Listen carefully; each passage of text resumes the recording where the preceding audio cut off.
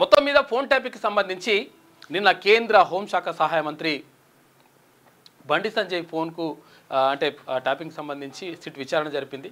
ఆ విచారణలో బండి సంజయ్ పలు విషయాలు వెల్లడించినట్టుగా తెలుస్తూ ఉంది. కొన్ని మీడియాకు కూడా చెప్పిండు. అంటే ఒక ముగ్గురు ఫోన్లు తప్ప అందరు ఫోన్లు ట్యాప్ చేసి పడేసిండు. 6500 ఫోన్లు ట్యాప్ చేసిండ్రు గత ప్రభుత్వంలో ఉన్నటువంటి KCR and KTR and co అని చెప్పేసి నిన్న బండి సంజయ్ చేసినటువంటి వ్యాఖ్యలు చూసుకోవచ్చు. ఇది చేయడమే కాదు, అక్కడ ఏది నగదు లావాదేవీలు కథా కార్ఖానం ఏమైనా జరుగుతూ ఉంటే లేకపోతే ఏదైనా ఎన్నికలకు సంబంధించినటువంటి విషయాలు మాట్లాడుతూ ఉంటే ఇవన్నీ కూడా ట్యాప్ చేసేసి టైంకి వచ్చేసి ఆ డబ్బులు పట్టుకున్నారు. ఆ డబ్బులు ఎక్కడ పోయినా కూడా తెలియదు, మొత్తం కూడా ఆగమాగం చేసింది అనేటువంటి మాటను నిన్న కేంద్ర హోంశాఖ సహాయ మంత్రి బండి సంజయ్ చెప్పినటువంటి మాట. అయితే నేను తర్వాత కేంద్ర హోంమంత్రి అమిత్ షా మాట్లాడినటువంటి మాటలను కూడా ఆ నెంబర్ కూడా తీసుకొచ్చిండ్రు సిట్టు అధికారులు. ఈ నెంబర్ ఎవరిదని చూస్తే అది అమిత్ షా నెంబర్ ఉన్నది, అంటే కేంద్ర హోంమంత్రి ఉన్నది. ఆయన నెంబరు ఇట్లా మాట్లాడినటువంటి విషయాలు అంటే కాన్ఫిడెన్షియల్గా ఏదైతే మాట్లాడతామో ఆ విషయాలన్నింటినీ కూడా అంటే ట్యాప్ చేసి పాపాలకు పాల్పడినటువంటి మాటను నిన్న బండి సంజయ్ చెప్పిండ్రు. ఆలుమొగలు మాట్లాడుకునే మాటలను, తర్వాత జడ్జీలు మాట్లాడుకునేటువంటి సంభాషణలు, ఇట్లా రకరకాలుగా మొత్తం కూడా వ్యవస్థని అడ్డం పెట్టుకొని ఇది ఏమని చెప్పినాడు వాళ్ళు. ఇంకా ఈ మావోయిస్టుల ఫోన్లు, మావోయిస్టులతోటి వీళ్ళకి సంబంధాలు ఉన్నాయి, లేకపోతే మావోయిస్టులు సానుభూతి పరులు, తర్వాత ఇట్లా అని చెప్పేసి నక్సలైట్ల పేరుతోటి ఈ ఫోన్లు మొత్తం కూడా ట్యాప్ చేసిందంట. ఆ ట్యాప్ చేసిన దానిపైన సంబంధించి 100% దీంట్లో కోట్ల రూపాయలు కేటీఆర్ కొల్లగొట్టిండనేటువంటి మాటను బండి సంజయ్ మాట్లాడిండు. కేటీ రామారావు ఏమంటుండు, 48 గంటల్లోగా ఒకవేళ క్షమాపణ చెప్పు, అది అబద్ధం అని చెప్పు, లేకపోతే 100% న్యాయస్థానాలను ఆశ్రయిస్తామని చెప్పేసి అక్కడ కేటీ రామారావు మాట్లాడుతూ ఉన్నాడు. మొత్తం మీద ఫోన్ ట్యాపింగ్ జరిగింది మాత్రం వాస్తవం అనేటువంటి విషయం మాత్రం స్పష్టంగా అర్థమవుతూ ఉంది. అర్థం కావడం కాదు, ఇక సిట్ అధికారులే క్లియర్గా ఎవరెవరిని ఫోన్ ట్యాప్ చేసిండ్రు ఆ నెంబర్లో పిలిచి అందరికి పిలిచి ఒక్కొక్కరిని పిలుస్తూ ఉన్నారు. దీంతో ఇక్కడ తీన్మాన్ మల్లన్న ఫోన్ ఆయన అంటే గతంలో ప్రభుత్వానికి వ్యతిరేకంగాని కాదు, ప్రభుత్వ విధానాలను తప్పుపడుతూ అయితే తప్పుడు విధానాలను తప్పుపడుతూ ప్రజల్లోకి తీసుకెళ్ళినందుకు, చైతన్యం చేసినందుకు అట్లా రకరకాలుగా చాలామంది ఫోన్లు ట్యాప్ చేసేసి పాపాలకు పాల్పడ్డది గత ప్రభుత్వం అనేటువంటి స్పష్టంగా అర్థమవుతూ ఉంది. ఇక ఇదిలా ఉంటే ఇక అమెరికాకు సంబంధించి ఎట్టి పరిస్థితుల్లో నేను టారిఫ్లు తగ్గించే ప్రసక్తే లేదు, కాబట్టి ఇంకా టారిఫ్లు పెంచుకుంటా పోతా, తర్వాత భారత్ తోటి మాట్లాడేటువంటి పరిస్థితి కూడా లేదు అని చెప్పేసి డొనాల్డ్ ట్రంప్ అమెరికా అధ్యక్షుడు స్పష్టం చేసిండు. అంటే ఈ నేపథ్యంలో మొత్తం మీద ఇక్కడ రష్యాతోటి చమురు ఒప్పందం నేపథ్యంలో చమురు ఒప్పందం ఎట్టి పరిస్థితుల్లో చేసుకోవద్దని చెప్పేసి అమెరికా అధ్యక్షుడు డొనాల్డ్ ట్రంప్ అంటున్నాడు. నిజంగా మరి ఇప్పుడు అమెరికా రష్యాతోటి ఎలాంటి చమురు ఒప్పందం కానీ లేకపోతే మిగతా విషయాల్లో ఎలాంటి వాణిజ్య సంబంధాలు లేవా అంటే చాలా ఉన్నాయి. అయినా వాళ్ళు మాట్లాడుకోవచ్చంట, వాళ్ళు తెచ్చుకోవచ్చంట, వాళ్ళు ఇచ్చిపుచ్చుకోవచ్చంట. కానీ భారత్ మాత్రం రష్యాని కలవడానికి వీల్లేదు, రష్యాతో సంబంధాలు బలోపేతం చేసుకోవడానికి వీల్లేదు అని చెప్పేసి ఇక్కడ ట్రంప్ చేస్తున్నటువంటి వ్యాఖ్యలు. మొత్తం మీద ఇది కరెక్ట్ కాదు, ఎట్టి పరిస్థితుల్లో మేము మా నిర్ణయాలని సొంతంగా తీసుకుంటామని చెప్పేసి ప్రధానమంత్రి నరేంద్ర మోడీ కూడా స్పష్టం చేసిండు, క్లియర్గా చెప్తా ఉన్నాడు ఆయన కూడా. అంటే ఈ నేపథ్యంలో ఇక్కడ ఎప్పుడు కూడా అంటే స్వాతంత్రం వచ్చిన తర్వాత కానీ స్వాతంత్రానికి పూర్వం కానీ మొత్తం కూడా రష్యా దేశం ఎప్పుడు కూడా భారత్కు సహాయ సహకారాలు అందిస్తూ ఉంది, స్నేహ హస్తం అందిస్తూ ఉంది. ఎప్పుడు కూడా సత్సంబంధాలే ఉంటాయి రష్యాకి తర్వాత భారత్కి మధ్య. కానీ అమెరికా అంటే స్నేహస్తం అందించినట్టుగానే ఉంటూ ఒక కపట ప్రేమను ప్రదర్శిస్తున్నట్టుగా కనిపిస్తూ ఉంటుంది అని చెప్పేసి విశ్లేషకులు అంటున్నటువంటి మాట. ఎందుకంటే ఎప్పుడు కూడా ఏదో ఆంక్షలు పెట్టడం లేకపోతే రకరకాలుగా ఏదైనా సపోర్ట్ చేయమంటే ఇప్పుడు వీటో అధికారం ఉన్నది. వీటో అధికారం అంటే ఇప్పుడు ఐక్యరాజ్య సమితిలో ఏవైతే 5 సభ్య దేశాలు ఉంటాయో ఆ 5 శాశ్వత సభ్య దేశాలకు సంబంధించి వీటో అధికారం అంటే ఏదైనా నిర్ణయం తీసుకున్నప్పుడు ఆ నిర్ణయాన్ని ఒక్క దేశం అపోజ్ చేసినా కానీ ఆ నిర్ణయం వీగిపోతుంది. అట్లా వీటో అధికారం ఉండాలని భారత్కు ఉండాలని చెప్పేసి రష్యా కూడా ప్రతిపాదించింది. కానీ ఎట్టి పరిస్థితి దాన్ని అమెరికా కానీ మిగతా చైనా కానీ ఇటువంటి దేశాలు మొత్తం అడ్డుకుంటున్నటువంటి పరిస్థితి కనిపిస్తూ ఉంది. ఈ నేపథ్యంలో రష్యాతోటి స్నేహ సంబంధాలను బలోపేతం చేసుకుంటాం 100% చమురు విషయంలో కాదు, అన్ని విషయాలకు సంబంధించి కూడా మేము సామరస్యపూర్వకంగా స్నేహ సంబంధాలు బలోపేతం చేసుకుంటామని చెప్పేసి నిన్న రష్యా అధ్యక్షుడు పుతిన్తో నిన్న ప్రధాని నరేంద్ర మోడీ ఫోన్లో మాట్లాడిన తర్వాత ఈ విషయాలతో పాటు ఇక్కడ రష్యా ఉక్రెయిన్ యుద్ధానికి సంబంధించి కూడా శాంతిపూర్వకమైనటువంటి వాతావరణంలో శాంతి చర్చల ద్వారా దీన్ని పరిష్కరించుకుంటే మంచిగా ఉంటుంది. అనవసరంగా యుద్ధం చేస్తే నష్టమే జరుగుతుంది. కాబట్టి ఆ యుద్ధం విరమించుకోండి అనేటువంటి మాటను కూడా చెప్పిండు. దీంతో పాటు రష్యాకు తర్వాత భారత్కు ఉన్నటువంటి ఏదైతే వాణిజ్య సంబంధాలు ఉంటాయో ఆ వాణిజ్య సంబంధాన్ని బలోపేతం చేసుకునే దిశగా అడుగులు పడతా ఉన్నాయి. అయితే మరి నెక్స్ట్ మంత్తో అట్లా రష్యా అధ్యక్షుడు పుతిన్ భారత్కు రావాలని చెప్పేసి కూడా ప్రధాని కోరిండు. తర్వాత ఈ నేపథ్యంలో మొత్తం మీద పుతిన్ అంటే రష్యా అధ్యక్షుడు పుతిన్ భారత్ కూడా వచ్చేటువంటి అవకాశం మాత్రం కనిపిస్తూ ఉంది. అయితే మొత్తం మీద మొట్టమొదటిసారి అంటే స్వాతంత్రం వచ్చిన తర్వాత ఇనుము ఉక్కు కర్మాగారాలు కానీ తర్వాత ఇక్కడ అంటే ప్రాజెక్టుల కట్టడంలో కానీ లేకపోతే ఇక్కడ టెక్నాలజీకి సంబంధించి ఏది అంతరిక్షయానానికి సంబంధించి కానీ రాకెట్ ప్రయోగాలకు సంబంధించి కానీ ఇలాంటి అన్ని చాలా విషయాల్లో కూడా రష్యా ఎప్పటికప్పుడు భారత్కు సహాయ సహకారాలు అందిస్తూ వస్తూ ఉంది. అంటే ఈ నేపథ్యంలో ఇది ఇప్పుడున్నటువంటి మరొకసారి రష్యాకు తర్వాత భారత్కి ఒక స్నేహ సంబంధాలు మాత్రం కనిపిస్తూ ఉన్నాయి. ఇది ఒక కార్యక్రమం జరుగుతూ ఉంది. ఇక మరోవైపు ప్రధానంగా ఏది ఓట్ల విషయంలో అవకతవకలకు పాల్పడతా ఉంది ఈసీ, తర్వాత భారతీయ జనతా పార్టీ కుమ్మక్కైనటువంటి మాటలను ఇక్కడ రాహుల్ గాంధీ చేసినటువంటి నేపథ్యంలో దేశవ్యాప్తంగా చర్చ జరుగుతూ ఉంది. అంటే ఓట్ల సవరణ పేరుతోటి ఇక్కడ సర్ అని తీసుకొచ్చిండ్రు అక్కడ పశ్చిమ బెంగాల్లో. ఈ సర్ అని తీసుకొచ్చేసి ఈ సవరణ పేరుతోటి ఏవైతే భారతీయ జనతా పార్టీకి వ్యతిరేకంగా ఉన్నటువంటి ఏవైతే ఓట్లు ఉంటాయో ఆ ఓట్లన్నింటినీ కూడా తొలగిస్తున్నటువంటిది రాహుల్ గాంధీ చేస్తున్నటువంటి ఆరోపణ. లేదు మేము అలాంటిది ఏం చేయట్లేదు అనేటువంటిది అక్కడ భారతీయ జనతా పార్టీ చెప్తున్నటువంటి మాట. మొత్తం మీద మేము ఆధారాలతో నిరూపిస్తాం, తర్వాత ఇక్కడ కర్ణాటకలో జరిగింది, అక్కడ జరిగింది, ఇక్కడ జరిగింది అని చెప్పేసి చాలా రకాలైనటువంటి ఆధారాలను బయటపెట్టేటువంటి ప్రయత్నం చేస్తూ ఉన్నారు అక్కడ కాంగ్రెస్ పార్టీ అగ్రనేత రాహుల్ గాంధీ. ఈ నేపథ్యంలో మొత్తం మీద ఓట్ల అవకతవకలకు పాల్పడడం ద్వారా తర్వాత భారతీయ జనతా పార్టీకి వ్యతిరేకంగా ఉన్నటువంటి ఓట్లను తొలగించడం ద్వారా ఆ పార్టీ గట్టెక్కేటువంటి ప్రయత్నం చేస్తూ ఉంది అనేటువంటిది ఇక్కడ రాహుల్ గాంధీ చెప్తున్నటువంటి మాట. మొత్తం మీద దీనికి సంబంధించి రాజ్యాంగానికి సంబంధించి రాజ్యాంగమే ఇక ఫైనల్ అని చెప్పేసి ఇక్కడ మల్లికార్జున ఖర్గే అంటూ ఉన్నాడు. ఇక ఓట్ల అవకతవకలకు సంబంధించి ఇంకా నేను ఆధారాలు కూడా బయట పెడతా అని చెప్పేసి అక్కడ రాహుల్ గాంధీ చెప్తున్నటువంటి మాట. మొత్తం మీద నిజంగా మరి అటువంటిది జరిగిందా జరగలేదా అసలు యాక్చువల్గా మరి కాంగ్రెస్ పార్టీ ఇటువంటి ఆరోపణలు ఎందుకు చేస్తూ ఉంది, నిజంగా ఒకరు జరిగినటువంటి ఆధారాలు బయట పెడతారంటే బయట పెట్టేటువంటి అవకాశాలే ఉన్నాయని చెప్పేసి చాలామంది చెప్తా ఉన్నారు. చూడాలి ఇంకా అతి తొందరలో. అంటే కొన్ని అయితే ఇంకా బయటకు తీసుకొచ్చిందంటే ఇంకా తీసుకురావాల్సిన అవసరం ఉంది. అవన్నీ కూడా తీసుకొస్తే మొత్తం మీద అవకతవకలకు పాల్పడినటువంటి ఆరోపణలు మాత్రం బలపరుస్తూ ఉంది. మరొకవేళ నిజంగా అవకతవకలకు పాల్పడితే మీరు ఎందుకు మాకు అట్లా ఏది దాని ద్వారా రాతపూర్వకంగా మాకు చెప్పలేదు అని చెప్పేసి ఇక్కడ ఈసీ అడుగుతూ ఉంది ఎలక్షన్ కమిషన్. మొత్తం మీద దానికి సంబంధించి దేశవ్యాప్తంగా చర్చ జరుగుతూ ఉంది. ఇక పొద్దున పుట్టిన ఎండలు కొడుతున్నాయి, రాత్రి పుట్టిన వానలు వస్తున్నాయి. మొత్తం మీద వాతావరణం ఒక రకంగా డిఫరెంట్ వాతావరణం కనిపిస్తూ ఉంది రాష్ట్రంలో. ఇక చాలా విషయాలు మనం మాట్లాడుకుందాం. మన లిస్టులో ముందుగా ఈనాడు చూద్దాం. రష్యాతో బంధం మరింత బలోపేతం, మోదీ పుతిన్ నిర్ణయం. ఇంకా ఇరువురు నేతలు ఫోన్ సంభాషణ చేసిందంట. అమెరికా సుంకాల మూత వేళ కీలక పరిణామం చోటు చేసుకుంది. అసలు యాక్చువల్గా వీళ్ళతోటి కనీసం మీరు చమురు ఉత్పత్తులకు సంబంధించిన ఒప్పందమే చేసుకోవద్దు, చమురు కొనుగోలు చేయొద్దు అనేటువంటిది ఇక్కడ అమెరికా చెప్తున్నటువంటి మాట. మీ చమురేం కర్మ, అన్నిట్లో కూడా మేము బరాబర్ కలిసి ఉంటాం అనేటువంటి మాటతోటి ఇద్దరు ఫోన్లో మాట్లాడుకున్నారంట.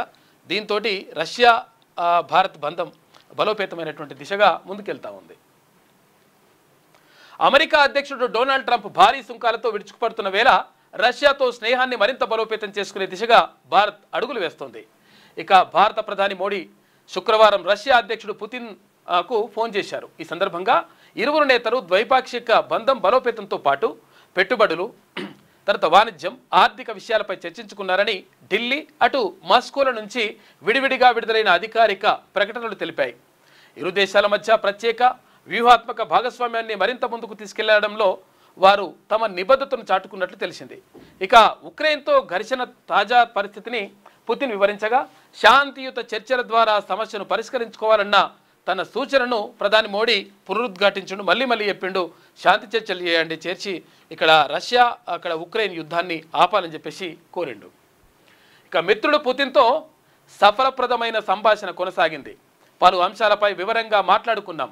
ఉక్రెయిన్ తాజా పరిణామాలు, వివరించినందుకు కృతజ్ఞతలు అంటూ సామాజిక మాధ్యమం ఎక్స్ ద్వారా ప్రధానమంత్రి నరేంద్ర మోడీ తెలియజేశారు. ద్వైపాక్షిక సంబంధాల్లో పురోగతిని సమీక్షించుకున్నారు. ఇక ఈ ఏడాది చివరిలో భారత్ పర్యటనకు వచ్చే పుతిన్కు సంబంధించి ఆ విషయం కూడా మాట్లాడారంట. ఈ ఏడాది చివరిలో ఇక్కడ పుతిన్ రష్యా అధ్యక్షుడు పుతిన్ కూడా భారత్కు వచ్చేటువంటి అవకాశం ఉంది.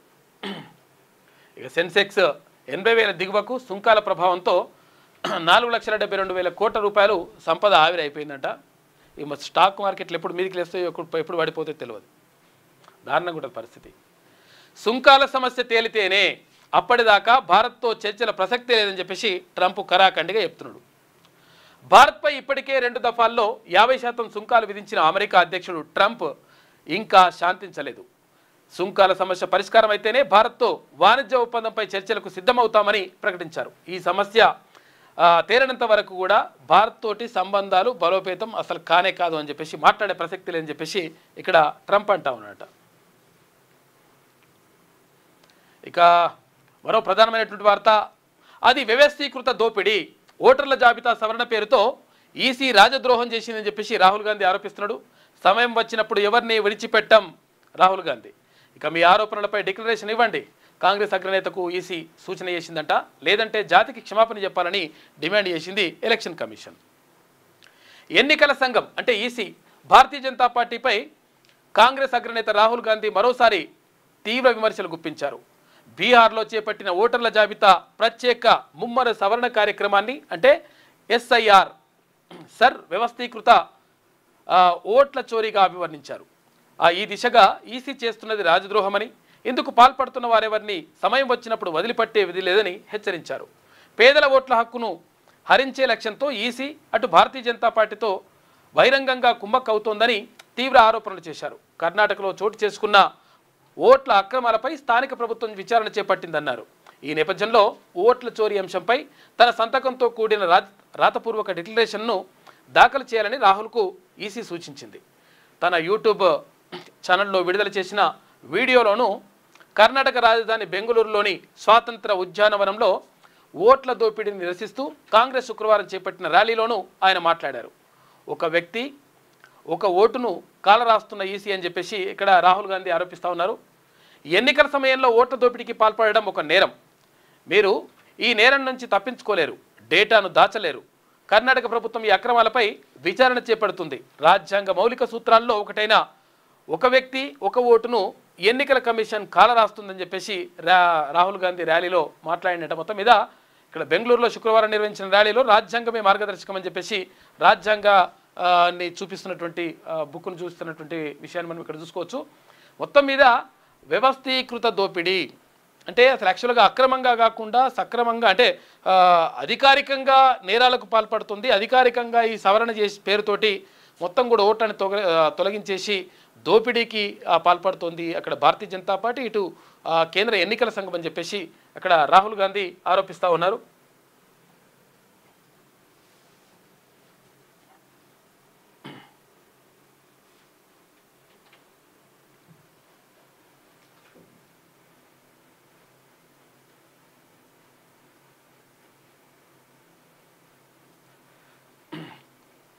నిన్న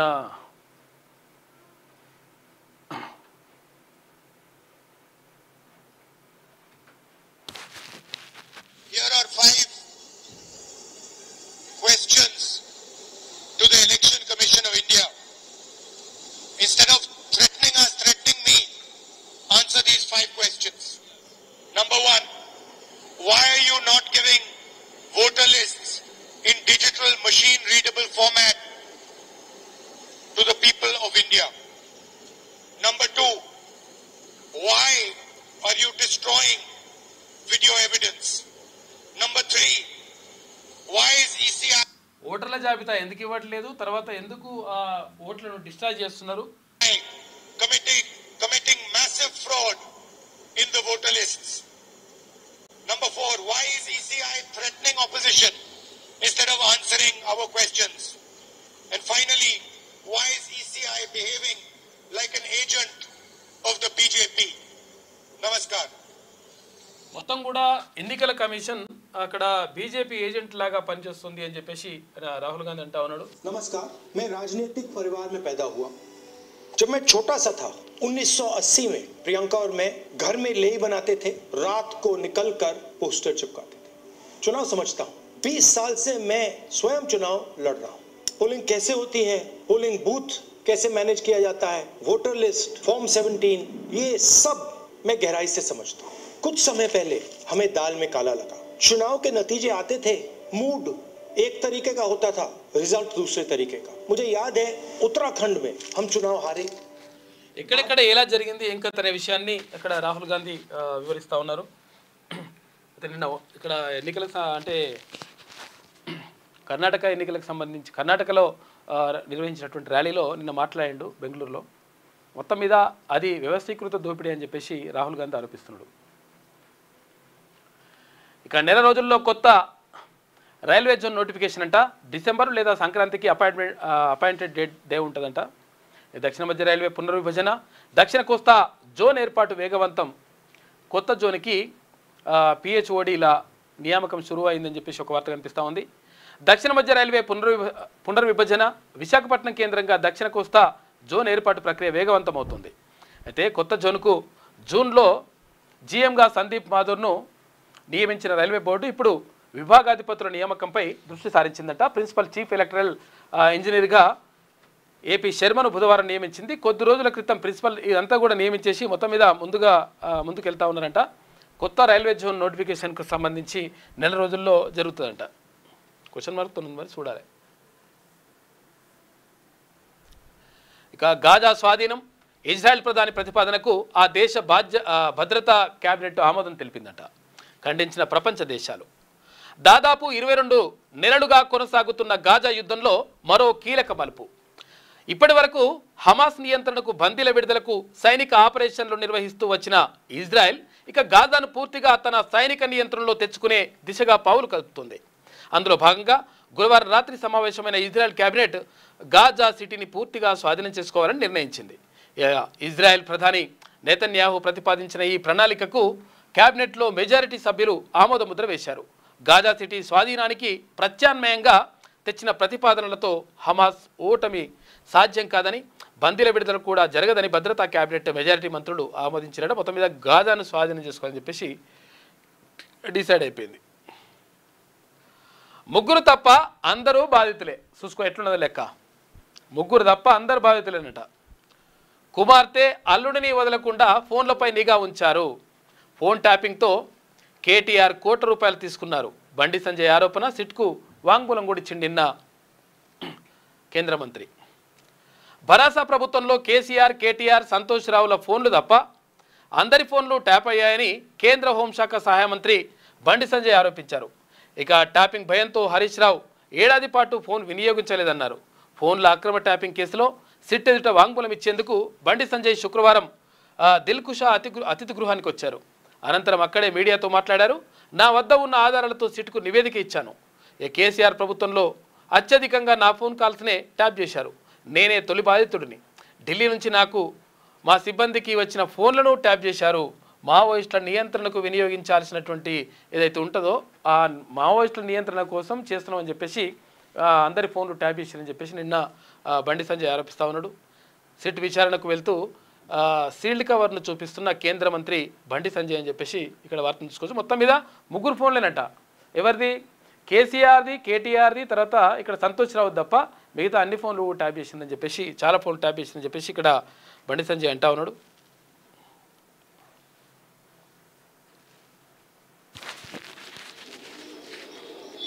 ఇవ్వాలని తెలంగాణ రాష్ట్రంలో కేసీఆర్ ప్రభుత్వం ఉన్నప్పుడు ఎవ్వరు కూడా నార్మల్ కాళ్ళు మాట్లాడుకోలేదు. ఎవరైనా మామూలు బిచ్చపులు అడిగినా కూడా, ఆటో కార్మికులు అడిగినా కూడా అబ్బో సార్ కేసీఆర్ ఫోన్ ఇంటర్నెట్ అందుకే వాట్సాప్ కాల్ మాట్లాడుతున్నారు సార్ అంటుండే. ఇది కామన్ అయిపోయింది. ఇది ఎవ్వరు కూడా మాట్లాడుకోలే, అందరికి తెలిసిపోయింది కేసీఆర్ ఫోన్ ఇంటర్నెట్. మామూలు కాళ్ళు మాట్లాడకూడదు, అయితే వాట్సాప్, అయితే ఫేస్ టైము, అయితే సిగ్నల్ మాట్లాడుకోవాలంట అని చెప్పి ఈ టెక్నాలజీ పెంచడానికే కొంచెం కేసీఆర్ టాపిక్ ఇచ్చారు. మొత్తం మీద అందరి ఫోన్లు ట్యాప్ అయిపోయినాయి. దారుణమైన పరిస్థితులు ఉండే అని చెప్పేసి ఇక్కడ బండి సంజయ్ అంటా ఉన్నాడు. డేటా ఆపేసిన ఇంటర్నల్ కాల్స్ వస్తుందా అది సైబర్ మోసగాళ్ళ సిమ్ బాక్స్ దందా కావచ్చంట. మనం డేటా ఆపేసినా కానీ ఏది మళ్ళా ఇంటర్నెట్ నుంచి కాల్ వస్తున్నట్టుగా వస్తుందట. ఎంత ఏంటంటే మొత్తం ప్రతి విషయంలో కూడా ఏ చిన్న పొరపాటు చేసినా, ఏదైనా చిన్నది క్లిక్ చేసినా, లేకపోతే ఇప్పుడు డబ్బులు అయితే అన్నా రకరకాలుగా ఇట్లా చేస్తూ ఉంటే సైబర్ మోసగాళ్ళు రకరకాల దారుల్లో వెళ్తూ ఉన్నారంట. కాబట్టి జాగ్రత్తగా ఉండండి, అప్రమత్తంగా ఉండాలి. సైబర్ మోసగాళ్ళు రోజుకో కొత్త విధానంలో పంజా విసురుతున్నారు. మీ సెల్ ఫోన్లో డేటా ఆఫ్లో ఉన్న ఇంటర్నెట్ కాల్ కనెక్ట్ అవుతుందా అంటే లేదనేదేగా మీ సమాధానం. కానీ అది కొంతవరకే నిజం. సైబర్ మోసగాళ్ళు కనికట్టు చేస్తే అది సాధ్యమే. అదే సిమ్ బాక్స్ మోసం. అయితే మయన్మార్, కంబోడియా, లావోస్లతో కూడిన గోల్డెన్ ట్రయాంగిల్ కేంద్రంగా శిబిరాలు నడుపుతున్న చైనా ముఠాలు ఇప్పుడు సిమ్ బాక్స్ దందాకు తెరతీశాయి. అక్కడి నుంచి కాల్ చేసినా సరే భారత్లో నుంచే మాట్లాడినట్టుగా భ్రమింపజేసేందుకు ఈ కుయుక్తులకు పాల్పడుతున్నారు. కొద్ది రోజుల క్రితం మంచిర్యాల జిల్లా జన్నారంలో పోలీసులు పట్టుకున్న ముఠా విచారణలో విస్మయకర కోణాలు వెలుగులోకి వచ్చాయి. కంబోడియా నుంచి దందా సాగిస్తున్నట్లు దర్యాప్తులో వెల్లడైంది. ఇక సంచార్ సాదీలో ఫిర్యాదుకు అవకాశం ఉంటుందంట. దీనికి సంబంధించి అంతర్జాతీయ కాల్స్కు కనుక లోకల్ నంబర్తో వచ్చినప్పుడు సాధారణంగా సెల్ ఫోన్ తెరపై నో నెంబర్ అని చూపిస్తుంది. అలాగే గుర్తు తెలియని నెంబర్ ముందు గనక +91 అని ఉంటే బ్యాంకు వివరాలు అడిగితే సైబర్ మోసంగా అనుమానించాలి. ఇక డిఓటీకి చెందిన ఇక్కడ సచార్ సాదీలో government.in పోర్టల్లో రిపోర్ట్ చేయొచ్చంట. అలాగే 1963 లేదా 1800110420కి నెంబర్లకు కాల్ చేసి ఫిర్యాదు చేయొచ్చంట. ఇప్పటి వరకు ఈ పోర్టల్కు ఉమ్మడి రాష్ట్రాల నుంచి 20,323 ఫిర్యాదులు అందినాయంట. ఇంకా చేయనోళ్ళు ఎంతమంది ఉన్నారో ఫోన్ చేయనోళ్ళు. నేరగాళ్ళు విదేశీ కాల్స్కు వాయిస్ ఓవర్ ఇంటర్నెట్ ప్రోటోకాల్ పరిజ్ఞానంతో లోకల్ కాల్స్గా మార్చినట్లు చూపిస్తారట. వేరే దేశం నుంచి వచ్చినాయట మనం ఎత్తాం కదా ఫోన్, అందుకని ఇక్కడ నెంబర్లే చూపిస్తున్నట్టుగా చేస్తారట. మొత్తం రకరకాలుగా మోసం చేస్తారట ఆయన కొడుకులు. మూసీ పునరుజ్జీవంతోనే వరదకు పరిష్కారం. నీటి ప్రవాహానికి అడ్డంకులు ఉండకూడదు. నగరంలో ఎక్కడ వర్షం పడినా వరద మూసీలోకి చేరేలా అనుసంధానం జరగాలి. ముఖ్యమంత్రి రేవంత్ రెడ్డి అంటా ఉన్నారు. మూసీ పునరుజ్జీవమే వరద సమస్యకు శాశ్వత పరిష్కారమని, ఆ దిశగా ప్రణాళికలు రూపొందించాలని ముఖ్యమంత్రి రేవంత్ రెడ్డి అధికారులను ఆదేశించారు. హైదరాబాద్ నగరంలోని వరద నీరును మూసీని చేరేలా ప్రణాళిక సిద్ధం చేయాలని స్పష్టం చేశారు. రాజధానిలో భారీ వర్షాలు కురిసినా తట్టుకునే విధంగా వ్యవస్థలన్నింటినీ ప్రక్షాళన చేయాలని ఆదేశించారు. వర్షాలతో నగరం అతలాకుతలం కాకుండా, జనజీవనం అస్తవ్యస్తం కాకుండా ఉండాలంటే అత్యవసరంగా శాశ్వత అభివృద్ధి పనులు చేపట్టాల్సిన అవసరం ఉందని అధికారులను అప్రమత్తం చేశారు. ఢిల్లీ నుంచి శుక్రవారం మధ్యాహ్నం హైదరాబాద్ చేరుకున్న ముఖ్యమంత్రి రేవంత్ రెడ్డి గురువారం రాత్రి హైదరాబాద్లో ఈ విషయం పైన మాట్లాడాడు. హైదరాబాద్లో గురువారం రాత్రి కురిసిన భారీ వర్షంపై సమీక్షిస్తున్న ముఖ్యమంత్రి రేవంత్ రెడ్డి చిత్రంలో వేం నరేందర్ రెడ్డి, తర్వాత ఇలంబర్తి ఐఏఎస్ ఆఫీసర్ వీళ్ళందరూ కూడా మాట్లాడిందంట. మొత్తం మీద మూసీ పునరుజ్జీవంతో ఇదంతా కూడా సాధ్యమవుతుందని చెప్పేసి ముఖ్యమంత్రి చెప్తా ఉన్నాడు. ఇక ప్రాణాలతో జలగాటం. ఇక చెలగాటం అంటాం కదా, ఇక్కడ జలగాటం. రాష్ట్రంలో పలు చోట్ల ప్రమాదకరంగా లో లెవెల్ కల్వర్టులంట. నీటి మట్టాన్ని సూచించే గేజ్లు, గైడ్ పోర్టులు లేవంట. ప్రమాణాలకు నీళ్లు వదులుతున్న ప్రభుత్వ శాఖలు. యాదాద్రి భువనగిరి జిల్లా చౌటుప్పల్ మండలంలో గురువారం రాత్రి కాజువేపై పొంగుతున్న నీటి ప్రవాహ ఉధృతిలో ఓ కారు కొట్టుకుపోయింది. అందులోని 7 త్రుటిలో ప్రమాదం నుంచి బయటపడ్డారు. ప్రవాహం ఎంత ఉందనే వివరాలేవి ఆ కాజువే వద్ద లేవు. అంతకుముందు అదే మార్గంలో వచ్చిన ఆ కారులోని వారికి తిరుగు ప్రయాణంలో వరద అంచనా తెలియకపోవడంతో ప్రమాదం జరిగింది.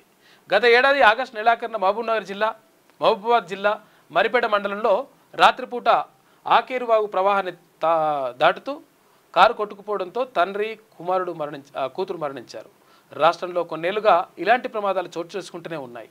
అనేక మంది ప్రాణాలు కోల్పోతున్నా కనీసం రక్షణ చర్యలు తీసుకోకపోవడం సంబంధిత శాఖల నిర్లక్ష్యానికి నిదర్శనంగా కనిపిస్తూ ఉంది.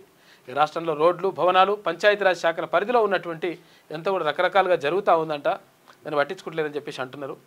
వికారాబాద్ జిల్లా తాండూరు కరణ్కోట మార్గంలో బెల్కటూరు వాగు ప్రవాహంలో ఓ వ్యక్తి ఎంత ప్రమాదకరంగా రోడ్డు దాటుతున్నాడో చూశారా. ఇక్కడ ఒకవైపు వంతెన నిర్మిస్తుండగా తాత్కాలికంగా వాగులోనే అప్రోచ్ రోడ్ నిర్మించారట. వాగు ఉధృతికి తరచూ రోడ్డు కొట్టుకుపోతోంది. 5 గ్రామాలకు ఈ మార్గం ఒక్కటే దిక్కు కావడంతో ప్రజలు ప్రమాదకరంగా అప్రోచ్ వైనే ప్రవాహాన్ని దాటాల్సి వస్తుంది. ఇక ఇరువైపులా ఫ్లడ్ గేజులు సరిహద్దు సూచికలు లేవు. దీంతో అనేక ప్రమాదాలు బారిన పడతా ఉన్నారు. ఇక దారుణంగా ఉంది పరిస్థితి. చూడండి ఒకసారి నిన్న ఏది ఇది యాదాద్రి భువనగిరి జిల్లాకు సంబంధించి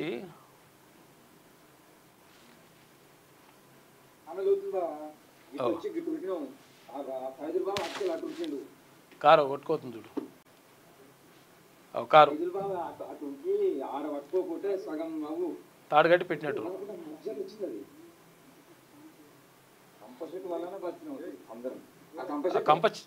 కంప చెట్టు ఆపిందంట, లేకపోతే కష్టమవుతుండే. ఇగో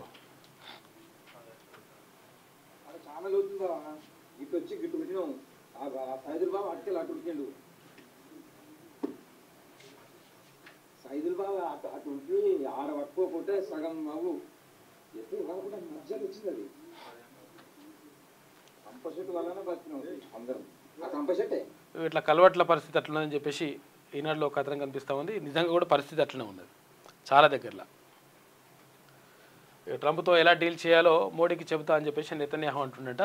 వెరీ సింపుల్, నాలాగే క్రాప్ చేయించుకో, అందరితోనూ తగలు పెట్టుకో, నేను చేసినట్టే తనని నోబెల్కి సిఫారసు చేయి సరేనా అని చెప్పేసి అంటున్నాడు నెతన్యాహు.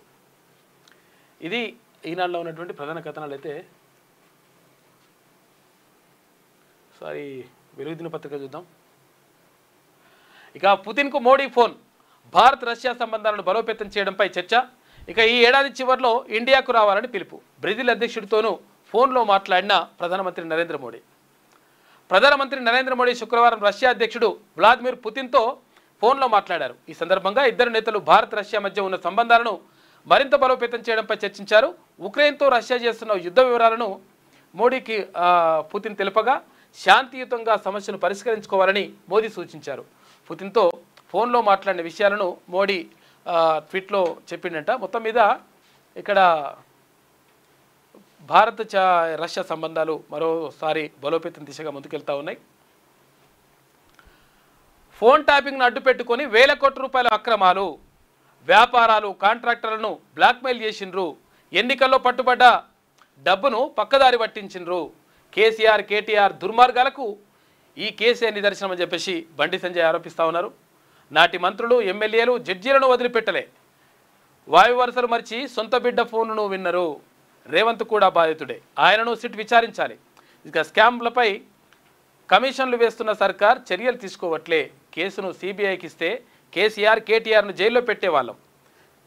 మరి మీ దగ్గర ఉంది అంటే ఇప్పుడు కేంద్రం దగ్గరనే అవకాశం ఉంటుంది. అయితే విషయం ఏంటంటే అసలు అప్పుడు సిబిఐ తీసుకోవడానికి అవకాశం లేకుంటే ఏమవుతుందంటే ఒకటి ప్రత్యేకంగా ఓ జీవో తీసుకొచ్చిండు కేసీఆర్. అప్పుడు తీసుకొచ్చేసి రాష్ట్ర ప్రభుత్వం అనుమతి లేకుండా కేంద్రం అంటే సిబిఐ కానీ తర్వాత ఈడీ కానీ ఎంటర్ కావద్దు అని చెప్పేసి ఒకటి తీసుకొచ్చిండు అనమాట. దాంతో ఆగిపోతుందట.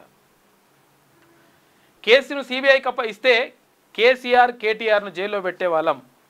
ఇక బీఆర్ఎస్ కాంగ్రెస్ మధ్య లోపాయకారి ఒప్పందం ఉంది. కేసీఆర్ను అరెస్ట్ చేయబోమని సీఎం ఎట్లా చెప్తారు? ఇప్పటికైనా కేసును సిబిఐకి అప్పగించాలని డిమాండ్. సాక్షిగా సిట్ ముందు హాజరైన కేంద్ర మంత్రి స్టేట్మెంట్ అని చెప్పేసి ఒక వార్త కనిపిస్తూ ఉంది. మొత్తం మీద ఇక్కడ నేనే మొదటి బాధితుడిని అంటుండు బండి సంజయ్. ఫోన్ ట్యాపింగ్ కేసులో నేనే మొదటి బాధితుడిని. ఇక సిట్ అధికారులు వెల్లడించిన విషయాలను నన్ను షాక్ గురి చేశాయి. గత కేసీఆర్ ప్రభుత్వం మావోయిస్టుల పేర్లు చెప్పి నాతో పాటు 6,500 మంది ఫోన్లు ట్యాప్ చేయించింది. నా ఫోన్తో పాటు నా కుటుంబ సభ్యులు, సిబ్బంది ఫోన్లను కూడా ట్యాప్ చేసిండ్రు. నేను బీజేపీ రాష్ట్ర అధ్యక్షుడిగా ఉన్న టైంలో ఎప్పుడు ఆందోళన చేసినా ఎటు వెళ్దామన్నా పోలీసులు ముందే వచ్చేటోళ్ళు. దీంతో అనుమానం వచ్చి అప్పట్లోనే ఫోన్ ట్యాపింగ్ విషయాన్ని బయటపెట్టాను. వ్యాపారులు, అడ్వకేట్లు, సినిమా వాళ్ళు, ప్రొఫెసర్లు, ఆఖరికి టీఎస్పీఎస్సీ పేపర్ లీకేజీ కేసును విచారిస్తున్న జడ్జి ఫోన్ను కూడా ట్యాప్ చేసిందని చెప్పేసి బండి సంజయ్ అంటున్నాడు. ఫోన్ ట్యాపింగ్ను అడ్డం పెట్టుకొని కేసీఆర్ కేటీఆర్ వేల కోట్ల రూపాయల అక్రమాలకు పాల్పడ్డారని, వ్యాపారులను కాంట్రాక్టర్లను బెదిరించి 100 కోట్ల రూపాయలు దోచుకున్నారని కేంద్ర హోంశాఖ సహాయ మంత్రి బండి సంజయ్ ఆరోపించారు. ఎన్నికల్లో పట్టుబడిన డబ్బును పెద్ద మొత్తంలో దారి మళ్లించారని అన్నారు. ఇక వావి వరుసలు మరిచి భార్యాభర్తల ఫోన్లను, ఆఖరికి సొంత బిడ్డ అల్లుడి ఫోన్లను విన్న నీచులు వీళ్ళు. ఇక ఎస్ఐబిని అడ్డు పెట్టుకొని ప్రభాకర్ రావు, రాధాకిషన్ రావుతో కలిసి దోచుకున్న వేల కోట్ల రూపాయలు ఎక్కడికి వెళ్ళాయో లెక్క తేలాలంటే సిట్తో సాధ్యం కాదు. టెలికాం రెగ్యులేటరీ విధానాలను పాటించకుండా కేసీఆర్ అడ్డుగోలుగా వ్యవహరించారు. ఇందులో దేశ భద్రతతో ముడిపడిన అంశాలున్నాయి. సిబిఐతో విచారణ చేయిస్తే ఇవన్నీ బయటపడతాయి. అందువల్లే ఫోన్ ట్యాపింగ్పై సిబిఐ ఎంక్వైరీ కోరుతూ సీఎం రేవంత్ రెడ్డి వెంటనే కేంద్రానికి లేఖ రాయాలని చెప్పేసి ఇక్కడ బండి సంజయ్ డిమాండ్ చేస్తూ ఉన్నాడు. మొత్తం నిజంగా కూడా ఆగమాగం చేసినారు. అప్పుడు కేసీఆర్ మొత్తం ఫోన్ ట్యాపింగ్లు చేసేసి ఎవరు ఎక్కడ పోతున్నారు, ఏం కథ, ఏం మాట్లాడుతారు అన్నీ తెలుసుకున్నారట. కాళేశ్వరం కమిషన్ రిపోర్ట్ ఇవ్వండి, 665 పేజీల ఫుల్ నివేదిక కావాలి. సిఎస్కు హరీష్ రావు విజ్ఞప్తి చేసిండు. ఈ కేసీఆర్ తన పేరుతో 2 వేర్వేరు లేఖలు అందజేత. కమిషన్ రిపోర్టుపై లీగల్గా ఫైట్ చేయాలనే యోచనలో బీఆర్ఎస్ పెద్దలు ఉన్నారంట. ఇప్పటికే ఢిల్లీ వెళ్ళి న్యాయ నిపుణులతో చర్చలు, నివేదికలో ఏముందో తెలుసుకొని సుప్రీంలో పిటిషన్ వేసేందుకు కసరత్తు చేస్తున్నట. కాళేశ్వరం రిపోర్ట్ ఇవ్వాలని చెప్పేసి లెటర్ రాసిండంట హరీష్ రావు. ఎందుకు హరీష్ రావు ఒక లెటర్, తర్వాత కేసీఆర్ కూడా ఒక లెటర్ రాసిండంట. 2 లెటర్లు తీసుకుపోయి హరీష్ రావు ఇచ్చొచ్చి ఇవి తీసుకొస్తే మేము కోర్టు ద్వారా వెళ్తాం, తర్వాత అట్లా చేస్తాం ఇట్లా చేస్తామని చెప్తా ఉన్నారు. ఎందుకంటే దాన్ని తప్పించుకునేటువంటి ప్రయత్నం. నిజంగా ఒకవేళ తప్పే చేయకపోతే అవన్నీ తెప్పించుకోవడం ఎందుకు, తర్వాత ఈ ఆరోపణలు నిరూపితమైతే దాన్ని ఎందుకు అడ్డుకట్ట వేయాలని చెప్పేసి అనుకుంటున్నారు అంటే వాళ్ళు ఇందులో దోషులుగా తేలేటువంటి ప్రమాదం ఉంది కాబట్టి వాళ్ళు వెళ్ళబోయేసి లెటర్ రాసిరట. ఆ నివేదిక ఇచ్చిన తర్వాత అందులో ఏమున్నాయి ఏం కథ మెల్లగా లీగల్గా ఉల్టా ఫైట్ చేద్దామని చెప్పేసి. కాళేశ్వరం జ్యుడిషియల్ కమిషన్ రిపోర్టును తనకు ఇవ్వాలని ప్రభుత్వాన్ని బీఆర్ఎస్ ఎమ్మెల్యే హరీష్ రావు కోరారు. ఆయన శుక్రవారం సెక్రటేరియట్లో సిఎస్ రామకృష్ణారావును కలిశారు. కమిషన్ రిపోర్టు ఇవ్వాలని కోరుతూ కేసీఆర్ తన పేరుతో 2 వేర్వేరు లేఖలను అందజేశారు. కమిషన్ 665 పేజీలతో ఇచ్చిన ఫుల్ రిపోర్ట్ని ఇవ్వాలని లేఖల్లో పేర్కొన్నట్టు తెలిసింది. ఇటీవల ప్రభుత్వం విడుదల చేసిన సమ్మరైజ్డ్ రిపోర్టు కాకుండా కమిషన్ ఇచ్చిన ఒరిజినల్ రిపోర్ట్ని ఇవ్వాలని విజ్ఞప్తి చేసినట్టుగా సమాచారం అంట. మొత్తం మీద 2 రిపోర్ట్లు ఇవ్వాలని చెప్పేసి కేసీఆర్ ఒక లెటరు, తర్వాత హరీష్ రావు ఒక లెటర్ రాసిరట. నేరుగా సుప్రీంకోర్టుకు కాళేశ్వరం జ్యుడిషియల్ కమిషన్ రిపోర్టుపై లీగల్గానే ముందుకెళ్లాలని బీఆర్ఎస్ పెద్దలు నిర్ణయించినట్టు తెలుస్తోంది. నేరుగా సుప్రీంకోర్టులోనే పిటిషన్ వేసేందుకు రెడీ అవుతున్నట్లు చర్చ జరుగుతోంది. ఇందులో భాగంగా హరీష్ రావు గురువారం హుటాహుటిన న్యాయవాదులతో కలిసి ఢిల్లీకి వెళ్లి పలువురు న్యాయ నిపుణులు కలిసినట్టు సమాచారం. వాస్తవానికి గురువారం సంగారెడ్డి కలెక్టరేట్ ఎదుట రైతు ధర్నాలో హరీష్ రావు పాల్గొన్నారు. అయితే కేసీఆర్ నుంచి ఫోన్ రావడంతో ధర్నా మధ్యలోనే అక్కడి నుంచి ఆయన వెళ్ళిపోయారు. ఎర్రవల్లిలోని ఫామ్ హౌస్లో కేసీఆర్తో సమావేశమయ్యారు. అంతేకాకుండా గురువారం సాయంత్రం కేటీఆర్కు కూడా కేసీఆర్ ఫోన్ చేసి ఫామ్ హౌస్కు పిలిపించుకున్నారు. 2 నేతలతోనూ కాళేశ్వరం కమిషన్ రిపోర్టుపై కేసీఆర్ చర్చించినట్టుగా తెలుస్తుంది. కేసీఆర్ సూచనల మేరకు హరీష్ రావు ఢిల్లీ వెళ్ళి అక్కడ న్యాయ నిపుణులతో సంప్రదింపులు జరిపినట్టు తెలుస్తుంది.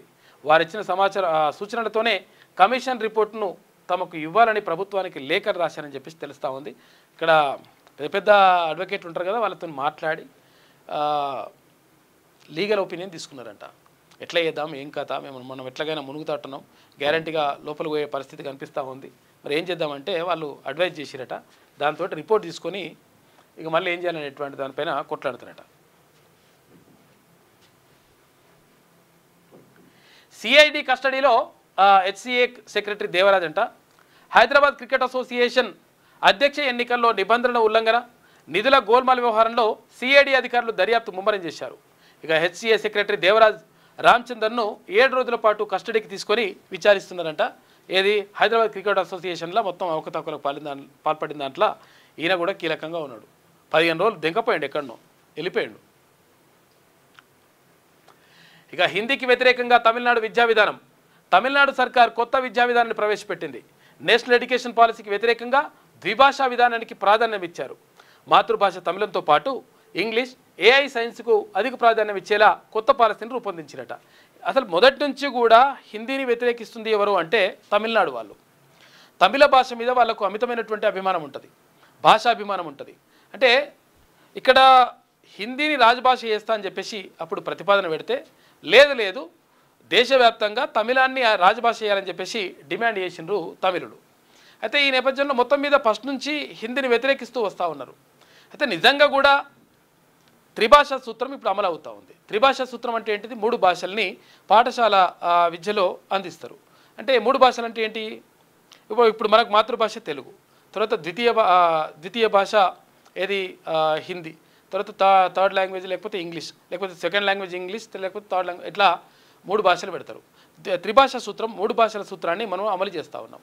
దక్షిణ భారతదేశంలోని చాలా రాష్ట్రాలు కూడా అమలు చేస్తూ ఉన్నాయి. అయితే ఇక్కడ ఉత్తర భారతదేశానికి వచ్చినప్పుడు ఏదైతే హిందీ మాట్లాడేటువంటి భాష మాట్లాడేటువంటి రాష్ట్రాలు ఏవైతే ఉంటాయో ఆ రాష్ట్రాల్లో కేవలం వాళ్ళు 2 భాషలే చేస్తున్నట. ఏది హిందీ ఇంగ్లీష్ మాత్రమే వాళ్ళు తీసుకుంటారు, 3వ భాషను మాత్రం తీసుకోవట్లేదు. మరి మీరు ఎందుకు అట్లా చేస్తారు అంటే మీరేమో ద్విభాషా సూత్రాన్ని పాటిస్తారు, దేశమంతానేమో త్రిభాషా సూత్రాన్ని పాటించమని చెప్పేసి అడుగుతున్నారు. మేము ఎట్టి పరిస్థితుల్లో పాటించేది లేదు, కాబట్టి మా తమిళము లేదంటే ఇంగ్లీషు, తమిళం ఇంగ్లీష్ 2 మాత్రమే మేము నేర్చుకుంటాం, ఆ 2 భాషలనే ప్రవేశపెడతాం పాఠశాల విద్యలో అని చెప్పేసి అక్కడ తమిళనాడు ప్రభుత్వం క్లియర్గా నిర్ణయం తీసుకుంది. అందులో భాగంగా జాతీయ విద్యా విధానానికి వ్యతిరేకంగా తమిళనాడు ప్రభుత్వం ఒక నిర్ణయం తీసుకొని తమిళము ఇంగ్లీష్ మాత్రమే మేము నేర్చుకుంటాం, మీ హిందీ వద్దురా నాయనా మాకు అని చెప్పేసి వాళ్ళు అంటున్నారంట. మార్కెట్కు టారిఫ్ టెన్షన్, యుఎస్ అదనపు టారిఫ్పై ఆందోళనలు, విదేశీ నిధుల తరలింపు పెట్టుబడిదారులను కలవరపెట్టడంతో సెన్సెక్స్ శుక్రవారం దాదాపు 1% తగ్గింది. 80,000 స్థాయి కంటే కిందికి పడిపోయింది. నిఫ్టీ 232.85 పాయింట్ తగ్గి 24,363.30 వద్ద ముగిసిందంట ఈ స్టాక్ మార్కెట్లకు సంబంధించి.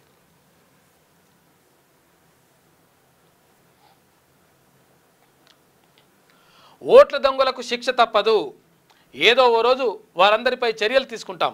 ఈసీ అధికారులకు రాహుల్ గాంధీ హెచ్చరికలు జారీ చేసిండు. మీరు రాజ్యాంగంపై దాడి చేస్తే మేము మీపై దాడి చేస్తాం. సైన్డ్ డిక్లరేషన్ ఎందుకు? ఆల్రెడీ పార్లమెంట్లో ప్రమాణం చేశా. బెంగళూరులో ఓట్ అధికార్ ర్యాలీలో కాంగ్రెస్ నేత స్పీచ్ ఇచ్చిండు. ఈసీకి 5 ప్రశ్నలు సంధించిన లోక్సభ ప్రతిపక్ష నేత ఆరోపణలు నిజమైతే డిక్లరేషన్ ఎందుకు ఇవ్వట్లే అని చెప్పేసి ఈసీ అడుగుతుంది. ఇక్కడ 5 ప్రశ్నలు అడిగిండు రాహుల్ గాంధీ. ఎన్నికల్లో ఓట్ల చోరీని మీరు దాచిపెట్టలేరు, ఏదో ఓ రోజు మీరు చర్యలను ఎదుర్కోక తప్పదు. ప్రతి అధికారి, ఎన్నికల కమిషన్ దీనిని బాగా అర్థం చేసుకోవాలి. గత ఎన్నికల్లో మోడీ, బీజేపీ నాయకులు రాజ్యాంగంపై దాడి చేశారు, సంస్థలను ధ్వంసం చేశారు. లోక్సభ ఎన్నికల్లో ఓట్ల చోరీ జరిగిందని నేను ఆధారాలతో చెప్తున్నా. రాజ్యాంగంపై దాడి చేసి తప్పించుకుంటామని ఇలాంటి అధికారులు అనుకోవచ్చు. మీరు రాజ్యాంగంపై దాడి చేస్తే మేము దీనిపై దాడి చేస్తాం. మీపై చర్యలు తీసుకునేందుకు సమయం పట్టవచ్చు, కానీ మీరంతా ఏదో ఒక రోజు ఒకరి తర్వాత ఒకరు పట్టుబడక తప్పదు అని చెప్పేసి రాహుల్ గాంధీ వాళ్ళకు సీరియస్గా వార్నింగ్ ఇచ్చిండు ఎలక్షన్ కమిషన్కి సంబంధించినటువంటి అధికారులకు. దేశంలో ఓట్ల చోరీకి పాల్పడ్డ అధికారులకు ఏదో ఒక రోజు శిక్ష తప్పదని లోక్సభ ప్రతిపక్ష నేత రాహుల్ గాంధీ హెచ్చరించారు. ఓటర్ల జాబితాలో అక్రమాలపై ఆధారాలను సంతకంతో కూడిన డిక్లరేషన్తో సమర్పించాలన్న ఎన్నికల సంఘం డిమాండ్పై ఆయన మండిపడ్డారు. తాను ఆల్రెడీ పార్లమెంటులో ఎంపీగా రాజ్యాంగాన్ని చేతిలో పట్టుకొని ప్రమాణం చేశానని చెప్పిండు. కాబట్టి మీకేం ఇవ్వాల్సిన అవసరం లేదని ఆయన, మరి మీరు చేయాలనుకుంటే చేయొచ్చు, ఎందుకు చేస్తలేరని చెప్పేసి అడుగుతా ఉన్నానంట రాహుల్ గాంధీ. 5 ప్రశ్నలు అడిగండి, ఇందాక చూసాం కదా మనము. ఇక ఎస్ఎల్బీసీ పనులు మళ్ళీ మొదలుపెట్టండి, అది ప్రభుత్వానికి అత్యంత ప్రాధాన్య ప్రాజెక్ట్ అని చెప్పేసి ఉత్తమ్ కుమార్ రెడ్డి అంటుండు. ఫైనాన్షియల్ క్లియరెన్స్ల కోసం సీఎం, డిప్యూటీ సీఎంతో సమావేశం అవుతాం. ఎస్ఎల్బీసీ పూర్తిగాక ఫ్లోరైడ్ పీడిత ప్రాంతాలకు నీళ్ళు ఇవ్వలేకపోతున్నాం. పనుల పునఃప్రారంభానికి ఎన్జీఆర్ఐ తర్వాత జిఎస్ఐ సర్వేలు చేయిస్తామని వెల్లడి అధికారులతో మంత్రి సమీక్ష నిర్వహించినట. రాష్ట్రంలో 562 కోట్ల రూపాయలతో తోషిబా 3 యూనిట్లు ఏర్పాటు చేస్తున్నట. సంగారెడ్డి జిల్లా రుద్రారంలో 2 యూనిట్లు ప్రారంభం, మరో దానికి భూమి పూజ కూడా చేసిరట. కార్యక్రమంలో పాల్గొన్న మంత్రులు శ్రీధర్బాబు, వివేక్ వెంకటస్వామి. ఇక ఇప్పటికే క్లీన్ ఎనర్జీలో 29,000 కోట్ల రూపాయల పెట్టుబడులు అని చెప్పేసి శ్రీధర్బాబు అంటుండు. తయారీ రంగంలో తెలంగాణ దిక్సూచి అని చెప్పేసి వివేక్ వెంకటస్వామి. ఇక రుద్రారంలో తోషిబా కొత్త యూనిట్ను ప్రారంభిస్తున్న మంత్రులు శ్రీధర్బాబు, వివేక్ వెంకటస్వామి. జపాన్ దిగ్గజ సంస్థ తోషిబా కొత్త యూనిట్కు శుక్రవారం ఐటీ పరిశ్రమల శాఖ మంత్రి శ్రీధర్బాబు, కార్మిక శాఖ మంత్రి వివేక్ వెంకటస్వామి భూమి పూజ చేశారు. ఇప్పటికే పూర్తయిన 2 మ్యానుఫ్యాక్చరింగ్ యూనిట్లను వారు ప్రారంభించారు. రాష్ట్రంలో కంపెనీ విస్తరణలో భాగంగా తోషిబా 562 కోట్ల రూపాయలతో సంగారెడ్డి జిల్లా పటాన్చెరు నియోజకవర్గం రుద్రారంలో 3 యూనిట్లు ఏర్పాటు చేస్తుందని చెప్పేసి వాళ్ళు చెప్తా ఉన్నారు. ఇక బెటర్ యాంటీబయాటిక్స్కు లైన్ క్లియర్ అయిందంట. ప్రాణాంతక బ్యాక్టీరియాను అడ్డుకునే పద్ధతిని గుర్తించిన CCMB అని చెప్పేసి ఒక గొప్ప మైలురాయిగా చెప్పుకోవచ్చు. నిజంగా కూడా అట్లా జరిగితే మంచిది. అంటే యాంటీబయాటిక్స్ ప్రాణాంతకమైనటువంటి బ్యాక్టీరియాను అడ్డుకునే పద్ధతిని వాళ్ళు కనుగొన్నారంట. CCMB ఇక్కడ తార్నాక దగ్గర ఉంటుంది. బ్యాక్టీరియాలో తప్పులను CPEF ఎంజైమ్ సరిదిద్దుతున్నట్టు తేల్చిన సైంటిస్టులు ఇక సెల్ వాల్లో తప్పుడు అమైనో యాసిడ్ చేరకుండా బ్యాక్టీరియాకు సంకేతాలు, దాని ఆధారంగా కొత్త యాంటీబయాటిక్స్ను అభివృద్ధి చేసేందుకు ఛాన్స్ ఉందంట. యాంటీబయాటిక్స్కు బ్యాక్టీరియా రెసిస్టెన్స్ను సంతరించుకుంటున్నాయి. దీంతో మందులకు లొంగకుండా మొండిగా తయారవుతున్నాయి. మరోవైపు కొత్త యాంటీబయాటిక్స్లు రాక దశాబ్దాలు అవుతున్నాయి. దీంతో కొత్త యాంటీబయాటిక్స్పై సైంటిస్టులు దృష్టి పెట్టాల్సిన పరిస్థితి ఏర్పడింది. ఈ నేపథ్యంలోనే హైదరాబాద్లోని centre for cellular and molecular biology CCMB సైంటిస్టులు చేసిన ఓ తాజా పరిశోధన కొత్త యాంటీబయాటిక్ల తయారీపై ఆశలు రేకెత్తిస్తోంది అని చెప్పేసి.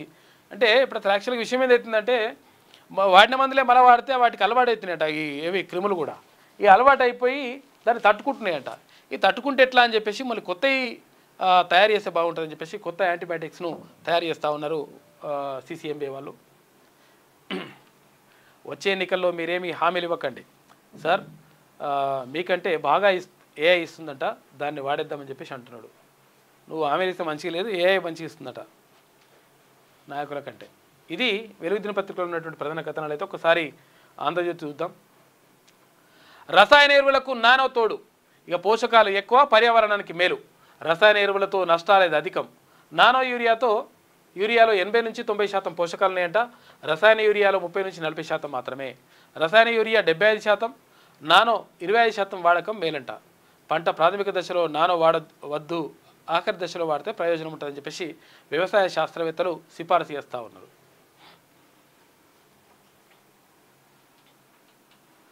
ఇక జడ్పీల్లో బీసీలు డబుల్, 42% రిజర్వేషన్తో దాదాపు సగం చైర్మన్లు బీసీలే. ఉన్నత పదవుల్లో గణనీయంగా పెరగనున్న ప్రాతినిధ్యం. ప్రస్తుతం 32 మందిలో 7గురే. పంచాయతీల్లో పెరిగేది కొద్ది శాతమేనా? స్థానిక సంస్థల్లో ఇప్పటికే 40% ప్రాతినిధ్యం. ఇక జిల్లాల వారీగా చూస్తే 30 నుంచి 55%. చాలా చోట్ల జనరల్ స్థానాల్లోనూ బీసీల గెలుపు. పార్టీలే చొరవ చూపి 42% అవకాశం ఇస్తే భవిష్యత్తులో చట్టసభల్లో ఎక్కువ మంది బీసీలు కూడా వచ్చే అవకాశం ఉందని చెప్పేసి ఒక వార్త కనిపిస్తూ ఉంది. మొత్తం మీద నిజంగా కూడా స్థానిక సంస్థల ఎన్నికలకు సంబంధించి చాలా వరకు బీసీలే ఎక్కువగా ఉన్నారు.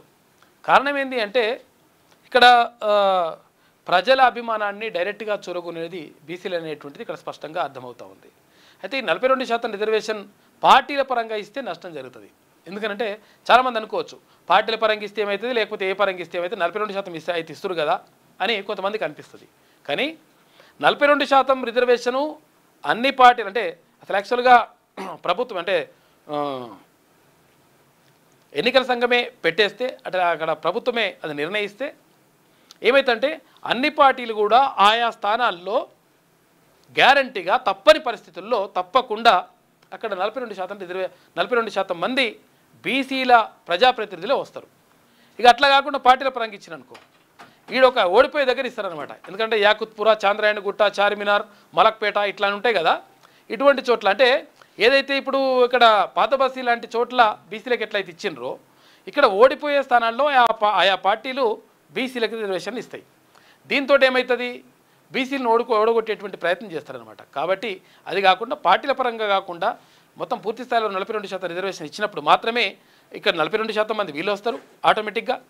వీళ్ళు కాకుండా జనరల్ స్థానాల్లో కూడా బీసీలు వచ్చేటువంటి అవకాశం ఉంటుంది. దీంతో 42తో పాటు ఇంకో 18 వచ్చినా కానీ 60% మంది బీసీలే అక్కడ ఏది స్థానిక సంస్థల ఎన్నికల్లో పోటీ చేస్తారు, గెలిచేటువంటి అవకాశం ఉంటుంది. కాబట్టి మొత్తం పూర్తి స్థాయిలో రిజర్వేషన్ అమలైతే మంచి జరుగుతుంది తప్ప పార్టీల పరంగా ఇస్తే మాత్రం నష్టమే జరుగుతుంది.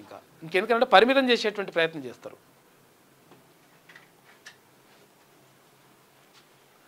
రాష్ట్రంలో పంచాయతీరాజ్ ఎన్నికలు సెప్టెంబర్ 30 లోపు జరిగే అవకాశాలు కనిపిస్తున్నాయి.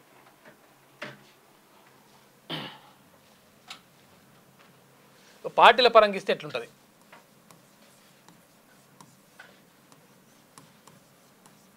పార్టీల పరంగా 42% రిజర్వేషన్ అన్నాను అనుకో, 42% రిజర్వేషన్ బీసీలకు.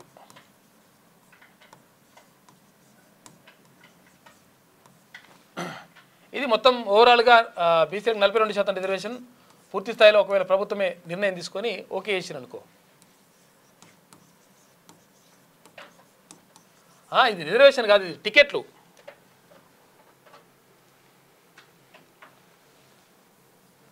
రిజర్వేషన్ అనలేము దీనికి, పార్టీ పరంగా ఇచ్చేటి టికెట్లు ఓన్లీ.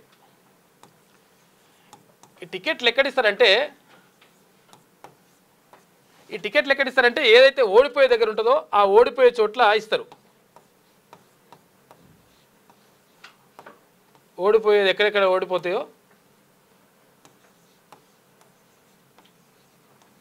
ఇట్లా ఇస్తారు. ఎందుకంటే యాకుత్పుర, చంద్రాయణగుట్ట, చార్మినార్, మలక్పేట ఇట్లున్నాయి కదా, ఇటువంటి చోట్ల ఇచ్చినప్పుడు ఏమైంది, అప్పుడు ఆటోమేటిక్గా అక్కడ ఓడిపోతారని తెలిసిన దగ్గర ఇస్తారనమాట.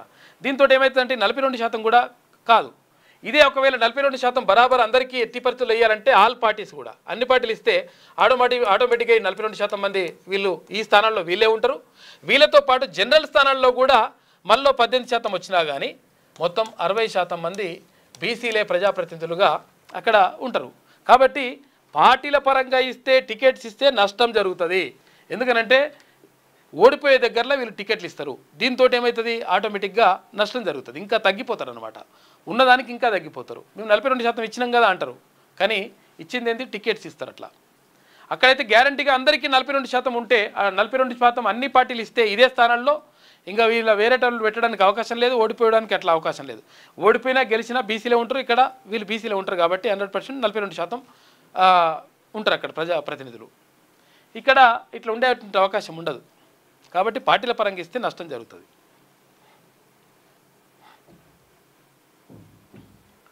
రాష్ట్రంలో పంచాయతీరాజ్ ఎన్నికలు సెప్టెంబర్ 30 లోపు జరిపే అవకాశాలు కనిపిస్తున్నాయి.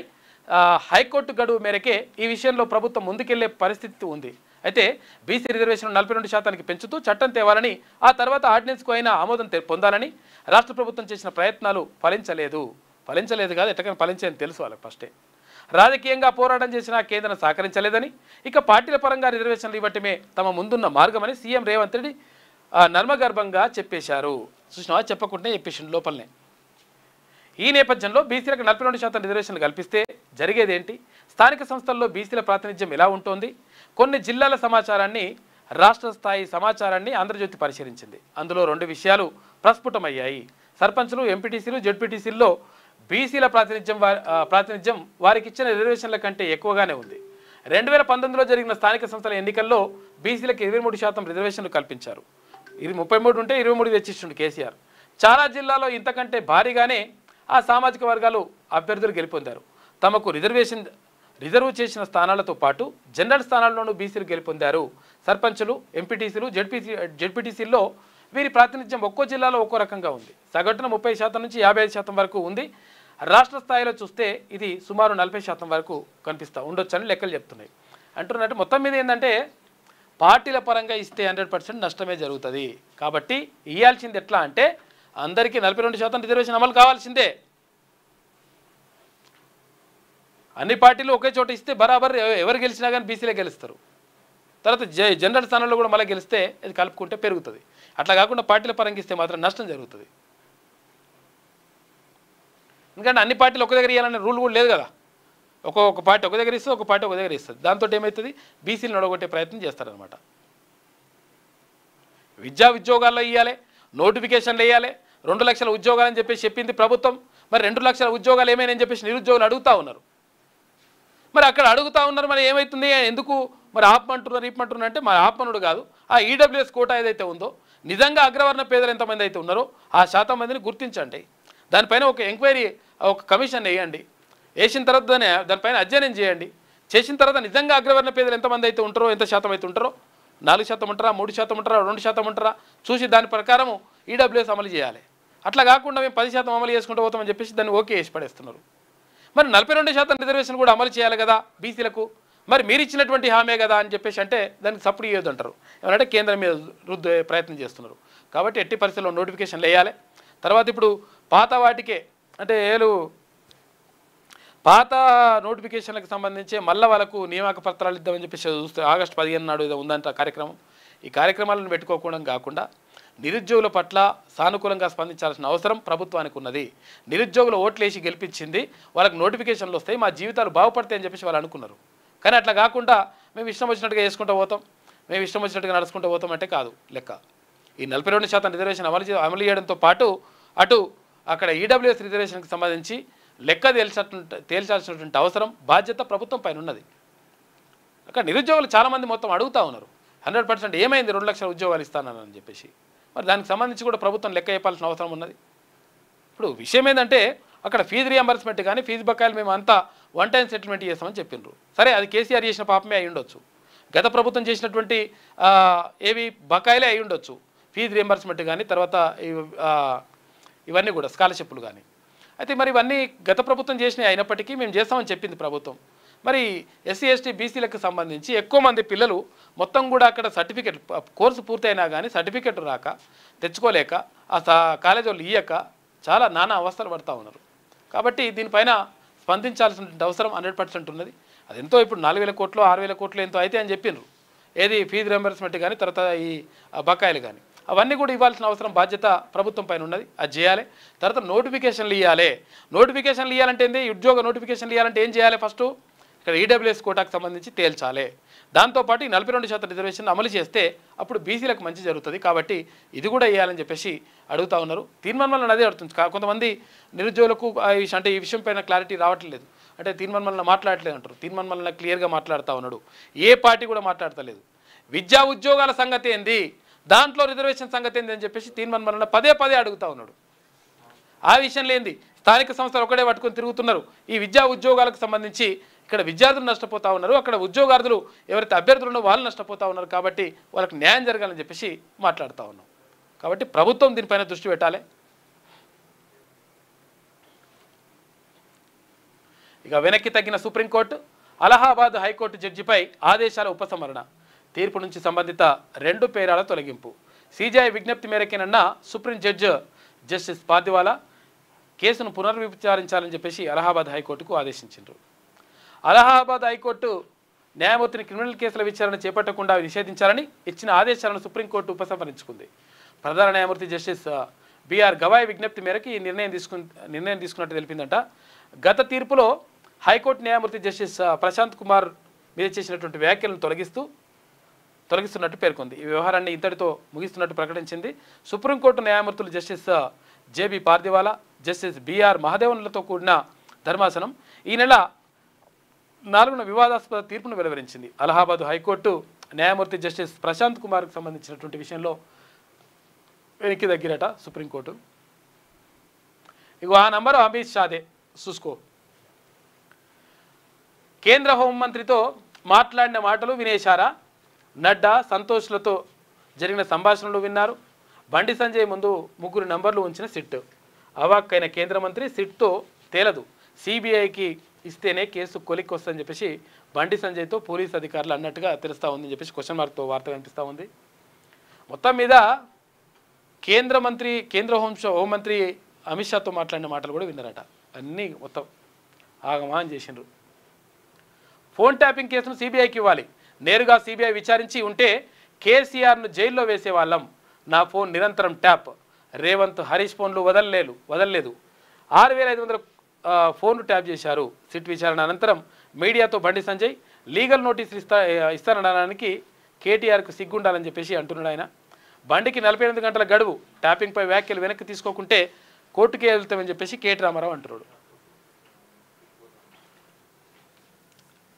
ఇవాళ రక్షాబంధన్ ఉన్నట్టుంది, రాఖీ పౌర్ణమి సందర్భంగా అంటే ఎవరైతే సోదరులకు సోదరిమణులు కట్టేటువంటి రక్ష అంటే అది వాళ్ళకు రక్షగా ఉండాలని చెప్పేసి అంటే అక్క చెల్లెళ్ళు అన్నదమ్ములకు రాఖీలు కట్టేసి మేము మీకు రక్ష అని చెప్పేసి చెప్తూ ఉంటారు.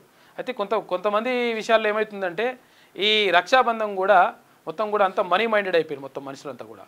అంటే పైసలు ఉంటే ఉంటుంది, లేకపోతే పైసలు లేకపోతే ఉండదు, ఇట్లా రకరకాలుగా ఇట్లా ఉంటుందంట. కాబట్టి సరే ఏది ఏమైనప్పటికీ అంటే కొంతమంది ఎట్లా అయ్యారంటే మనీ మేక్స్ మెనీ థింగ్స్ అంటారు కదా, అంటే పైసలు లెక్క నడిచిపోతుందని చెప్పేసి కొంటారు. కాకపోతే కొంతమంది అయితే నిజంగా ప్రేమతో అభిమానంతో ఆప్యాయతతోటి అక్క చెల్లెళ్ళు ఇక్కడ అన్నదమ్ములకు రేఖలు కట్టి మేము మీకు రక్షగా ఉన్నామనేటువంటి ఒక ధీమాని ఇస్తారు. ఒక సాంప్రదాయం మాత్రం కొనసాగుతూ ఉంది. వాళ్ళకు ఏదన్నా కానుకలు ఇవ్వడం ఇవన్నీ కూడా జరుగుతాయి అక్క చెల్లెళ్ళకు. అందరికీ రక్షాబంధన్ రాఖీ పౌర్ణమి శుభాకాంక్షలు అందరికీ. ఇక అమెరికా ఆయుధాల కొనుగోళ్లు నిలిపివేత. సుంకాల నేపథ్యంలో భారత్ యోచిస్తూ ఉందట. తుది దశలో ఉన్న ఒప్పందాలపైన చర్చలు ఆపేయాలని నిర్ణయం. అందుకే రాజ్నాథ్ పర్యటన రద్దు. ఇక రాయిటర్స్ కథనం వేసింది. కొనుగోలు నిలిపివేత అవాస్తవం అన్న రక్షణ శాఖ వర్గాలని చెప్పేసి ఒక వార్త కనిపిస్తూ ఉంది. మొత్తం మీద అమెరికా ఆయుధాలను కొనాలని చెప్పేసి నిర్ణయాన్ని వెనక్కి తీసుకుంది భారత్. ఇక భారత్తో వాణిజ్య చర్చలు ఉండవు, టారిఫ్ల వ్యవహారం తేలే వరకు ఇదే పరిస్థితి అని చెప్పేసి ట్రంప్ అంటున్నాడు. రష్యా నుంచి చమురు కొనుగోళ్లు నిలిపివేసేలా తీవ్ర ఒత్తిడికి యత్నం. ఆర్థిక మాంద్యం పొంచి ఉంది. సుంకాల అంశంలో జోక్యం వద్దు. అమెరికా కోర్టులకు ట్రంప్ హెచ్చరిక. పుతిన్తో ఫోన్లో మాట్లాడిన మోడీ. ఇక ట్రంప్ను ఎలా డీల్ చేయాలో మోదీకి చెబుతా అని చెప్పేసి నెతన్యాహు అంటున్నాడు. రష్యా ఆయిల్ కొనుగోలును ఆపేస్తే చమురు దిగుమతులు భారమే. ఒకవేళ రష్యా నుంచి ఒకవేళ మనం ఆయిల్ అంటే క్రూడ్ ఆయిల్ ఇవన్నీ కొనకపోతే ఏమవుతుందంటే ఇక్కడ పెట్రోల్ ధరలు తర్వాత డీజిల్ ధరలు విపరీతంగా పెరిగిపోయేటువంటి అవకాశం ఉంటుంది. కాబట్టి కొనాల్సిన అవసరం ఉంది. ఈ ఆర్థిక సంవత్సరంలో ఆయిల్ బిల్లు 78,000 కోట్లు, వచ్చే ఏడాది 105,000 కోట్ల రూపాయలు. ఇక ఎస్బీఐ నివేదిక అంచనా వేస్తూ ఉంది. ఓట్ చోరీపై దేశవ్యాప్త ఉద్యమం. జయప్రకాష్ నారాయణ్ సంపూర్ణ విప్లవం స్థాయిలో నిర్మాణానికి ఇండియా యోచన. ఇక దేశవ్యాప్తంగా చర్చనీయాంశంగా మారిన రాహుల్ గాంధీ ఓట్ చోరీ ప్రజెంటేషన్. బీజేపీకి నష్టమే అంటున్న రాజకీయ వర్గాలు. ఓటర్ కార్డు ఆధార్ను అనుసంధానంతో బోగస్ ఓట్లకు చెక్ పెడుతుంది అని చెప్పేసి ఈసీ వర్గాలు అంటా ఉన్నాయి. మొత్తం మీద ఇక్కడ ఓట్ చోరీ సంబంధించి ఏ రాష్ట్రాల్లో ఎట్లా జరిగినాయి, ఏం కథ, మనం ఎట్లా అప్రమత్తంగా ఉండాలి, ఈ విషయాలపైన ఒక ప్రజెంటేషన్ ఇచ్చిండు రాహుల్ గాంధీ.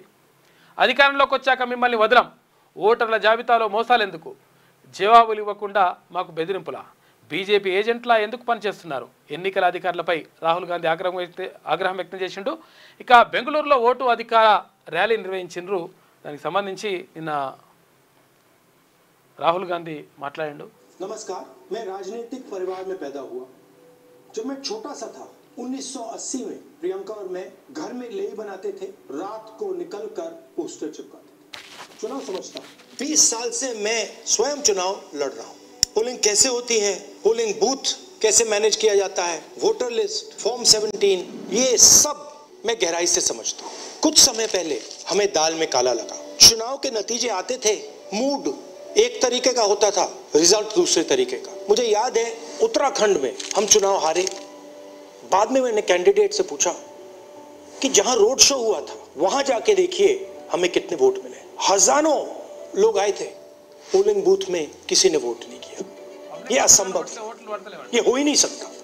उसके बाद छत्तीसगढ़ और मध्य प्रदेश के रिजल्ट, हमें लगा कुछ ना कुछ गलत हो रहा है. 2018 में मध्य प्रदेश में चुनाव होता है, हम जीतते हैं. हमारी सरकार चोरी हुई थी. 2023 में चुनाव होता है. मैंने अपने आंखों से भारत जोड़ो यात्रा में देखा भयंकर एंटी इनकम्बेंसी, और हमें 65 सीट मिलते हैं. इम्पॉसिबल, हो ही नहीं सकता. और फिर महाराष्ट्र में पहली बार हमें सबूत मिला. विधानसभा और लोकसभा के बीच में जादू से नए वोटर आते हैं, और जहां भी इन नए वोटर्स ने वोट किया वहां वोट बीजेपी को गया.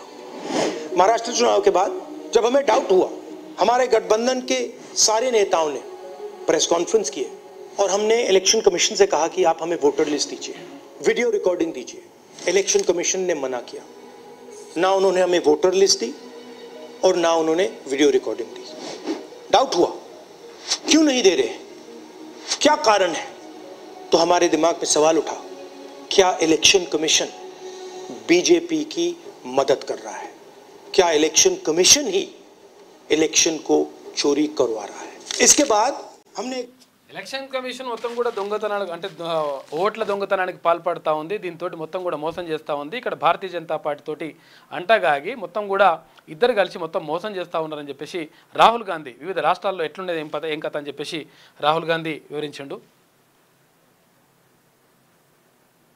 దేశవ్యాప్తంగా ఉద్యమం చేస్తామని చెప్పేసి అని చెప్తా ఉన్నాడు.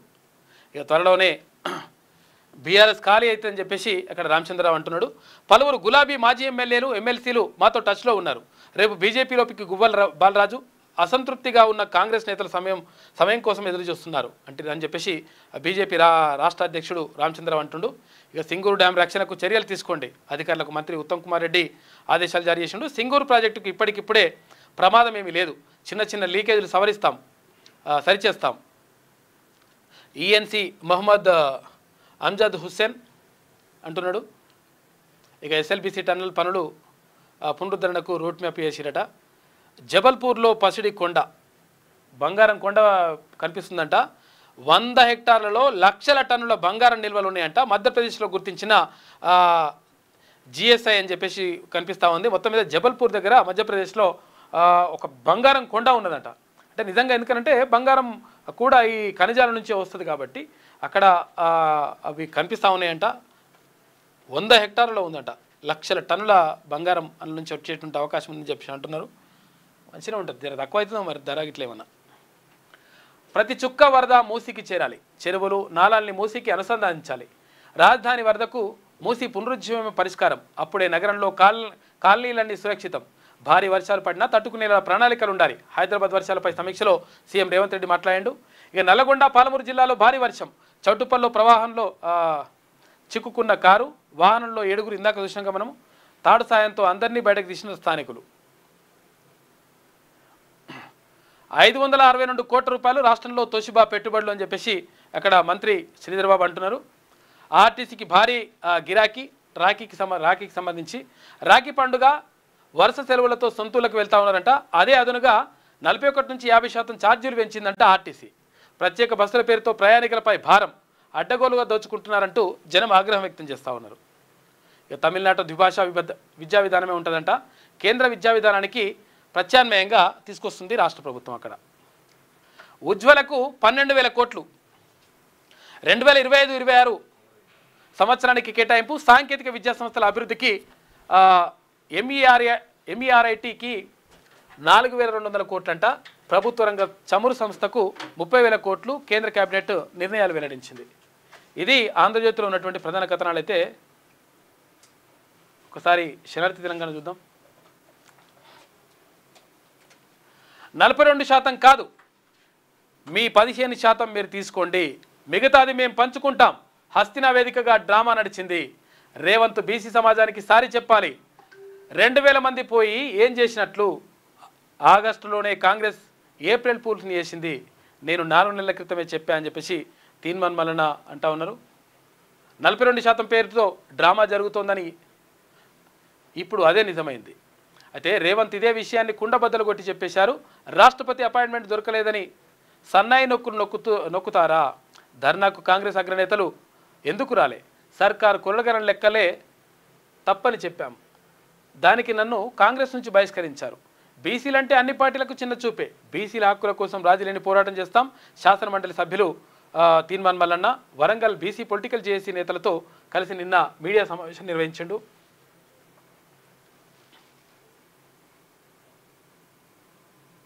చెప్పాలంటే తెలంగాణ రాష్ట్ర ప్రజానికానికి ముఖ్యమంత్రి గారు, మరీ ముఖ్యంగా బీసీలకు ముఖ్యమంత్రి గారు క్షమాపణ చెప్పాలి.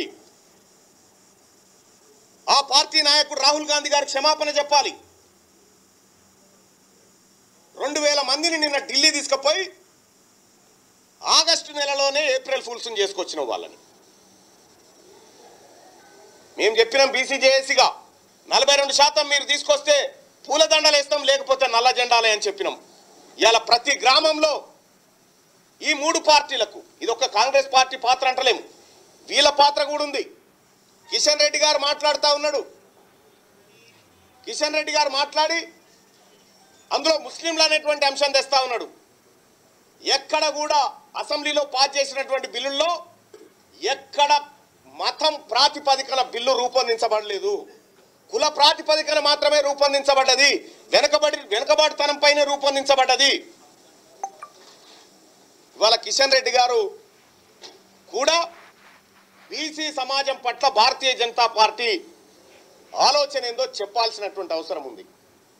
అందరు శాకాహారులే, అందరికి బీసీల ప్రేమ ఉంది. బీసీల మీద, బీసీలకు అధికారం ఇవ్వడానికి కాదు మీ ప్రేమ, బీసీల దగ్గర ఉన్న ఓట్ల కోసం మీ ప్రేమ. అందుకోసమే తెలంగాణ బీసీ జేఏసీగా మిమ్మల్ని ప్రజాక్షేత్రంలో మీ 3 పార్టీల భాగోతాన్ని, మీ 3 పార్టీలు ఆడినటువంటి నాటకాన్ని ప్రజాక్షేత్రంలో ఎండగడతాం. ఎన్ని సంవత్సరాలు చేసుకుంటూ వస్తారు ఇంకా మోసం, ఎన్ని సంవత్సరాలు ఇంకా ఈ నయవంచన చేసుకుంటూ వస్తారు బీసీలను? 70 సంవత్సరాలు బీసీలు అధికారం కోసం బీసీలను పొలిటికల్ గా అన్టచబుల్ గా మార్చింది 3 పార్టీలే, ఈ రాజకీయ పార్టీలే. ఒక్క పార్టీ కూడా మాది లేదు.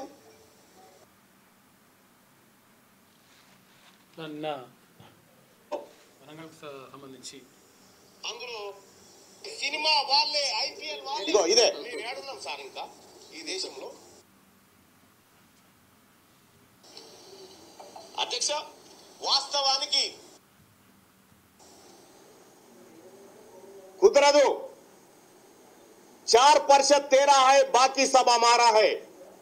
మీది 4%, మిగతా 96 మాదే. మీరు చేసిన దొంగ సర్వే లెక్కలతో 15% అంటారు కదా, ఈసారి 15 తీసుకోరు, మిగతాదంతా మాదే. బీసీ ప్రజలారా, నేను ఇక్కడి నుంచి పిలుపునిస్తా ఉన్నాం. బీసీ జేఏసీ నాయకులుగా మేమంతా కూడా వాళ్లకు డిపాజిట్లు రానియకండి. ఎక్కడ పోటీలో నిలబడ్డా అగ్రవర్ణాల ఓట్లు మాకొద్దు, మా ఓట్లు అగ్రవర్ణాలకొద్దు. మీరే మాకు శత్రువులు. ఇలా తేలిపోయారు. ఇలా తెలంగాణలో 2.5 కోట్ల మంది బీసీ ప్రజలకు ముఖ్యమంత్రి రేవంత్ రెడ్డి గారు శత్రువు అనేది బయటపడ్డది, ప్రధాన శత్రువు. కాబట్టి ఈ రాజకీయ పార్టీల ఊపిరైనటువంటి ఎన్నికలను మా బీసీ ప్రజలు మేము ఖచ్చితంగా రాజకీయంగా ఎదుర్కొంటాం. బీసీ జేఏసీ పక్షాన తెలంగాణ రాష్ట్రంలో ఉన్నటువంటి అన్ని స్థానిక సంస్థల ఎన్నికలు. ఇది నిన్న ఎమ్మెల్సీ తీర్మానం వలన మాట్లాడాడు. అంటే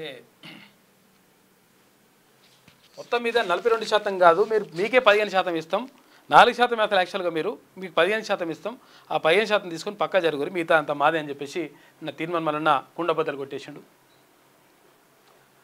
ఇక అనుబంధానికి పూర్ణిమ రాఖీ పౌర్ణమి.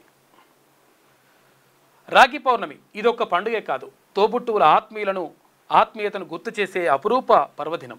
తోబుట్టువుల మధ్య ఎన్ని విభేదాల అభిప్రాయాలున్నా ఈ రాఖీ పౌర్ణమి రోజును కలుసుకొని తమ ఆత్మీయతను యాదికి తెచ్చుకునే దినం. పుట్టింటి నుంచి అత్తారింటికి వెళ్ళిన ఆడపడుచులకు, అన్నదమ్ములకు మేమున్నామంటూ భరోసానిచ్చే పర్వదినం. అక్క తమ్ముడికి, అన్నకు చెల్లి తమ మమతానురాగాలను పంచే పండుగ. రాఖీ కట్టి తమ రక్త సంబంధాలను కలకాలం చల్లగా ఉండాలని ఆశీర్వదించే పర్వదినం. ఇంతటి ప్రాధాన్యత కలిగినటువంటి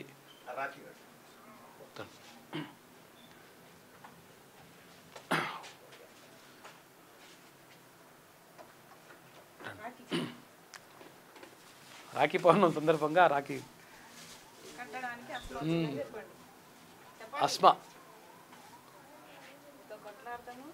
కట్టడానికి వచ్చింది. ఎందుకంటే నిరుద్యోగుల తరఫున బాగా కొట్లాడుతుంది అస్మా. రాఖీ కట్టడానికి వచ్చింది.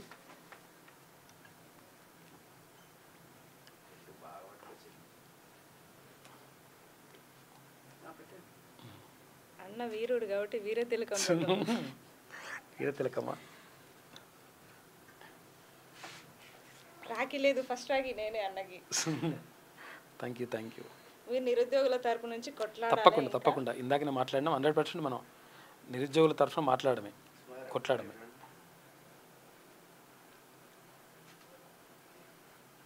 Thank you.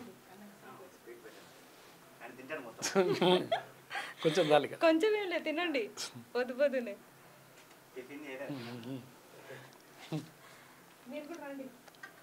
Thank you.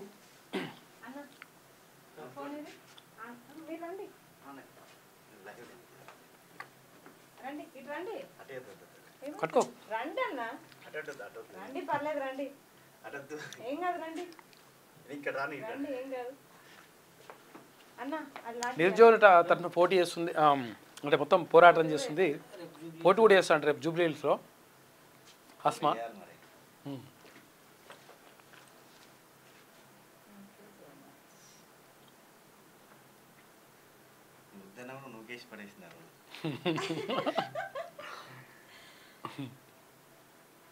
ప్రశ్నించడం మీ నుంచే నేర్చుకున్నాం మేము.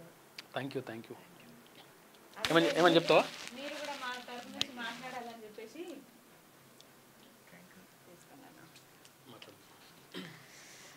అందరికీ గుడ్ మార్నింగ్. అందరికీ రాఖీ పండుగ శుభాకాంక్షలు. కుల మతాలకు అతీతంగా నేను కూడా అన్న వాళ్ళకి రాఖీ కట్టడానికి వచ్చాను. అన్న వాళ్ళ నుంచే మేము ప్రశ్నించడం నేర్చుకున్నాము. ఆ రోజు కూడా మేము మిమ్మల్ని ప్రశ్నించాలని అనుకున్నాం తప్ప మేము మిమ్మల్ని దాడి చేయాలి ఇలాంటివి ఏం అనుకోలేదు. ఎంతైనా మీరు మా అన్నలు. దయచేసి ఇప్పుడన్నా మీరు నిరుద్యోగుల తరపు నుంచి కొట్లాడిరు, చాలా కొట్లాడిరు. ఇప్పుడు ఇక మీదట ఇంకా మా నుంచి మా గురించి కొంచెం ఇంకా ఎక్కువ ఆలోచించాలని కోరుకుంటున్నాం. ఎందుకంటే 18 నెలలు కావాల్సింది, అక్కడి నుంచే వచ్చారు కదా, అందుకే తెలుసు మా సమస్యలన్నీ మీకు తెలుసు. కానీ ఎందుకో కొంచెం డీలే చేస్తున్నారు, అది మేము తెలపాలనుకున్నాము. ఇప్పుడు 42% రిజర్వేషన్ సంబంధించి ఒక డిస్కషన్. అవునవునవును. తర్వాత ఇంకోటి ఏంటంటే ఈడబ్ల్యూఎస్ నడుస్తుంది. ఈ ఈడబ్ల్యూఎస్ వల్ల మొత్తం నష్టపోతున్నారు అని చెప్పేసి ఈ రెండు తేలితే కథం పెద్ద విషయం ఏం కాదు. 100% దాని కొట్లాడే, దాంట్లో ఏం ఫుల్ క్లారిటీ. ప్రభుత్వం చెప్పింది 2 లక్షల ఉద్యోగాలు ఇస్తాను చెప్పింది, 2 లక్షల ఉద్యోగాలు వేయాల్సిందే బరాబర్.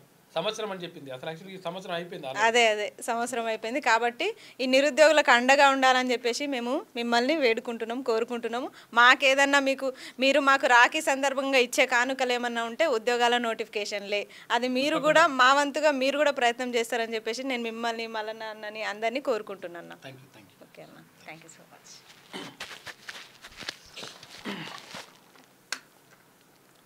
మొత్తం మీద రాఖీకి సంబంధించి రాఖీ కూడా అయిపోయింది already. CM Ujjwala Yojana కొనసాగింపంట. PM Ujjwala Yojana కొనసాగింపు. అసోం త్రిపురలకు ప్రత్యేక ప్యాకేజీ. సాంకేతిక విద్య కోసం 4,200 కోట్ల రూపాయలు. 7.5 లక్షల మంది విద్యార్థులకు లబ్ధి.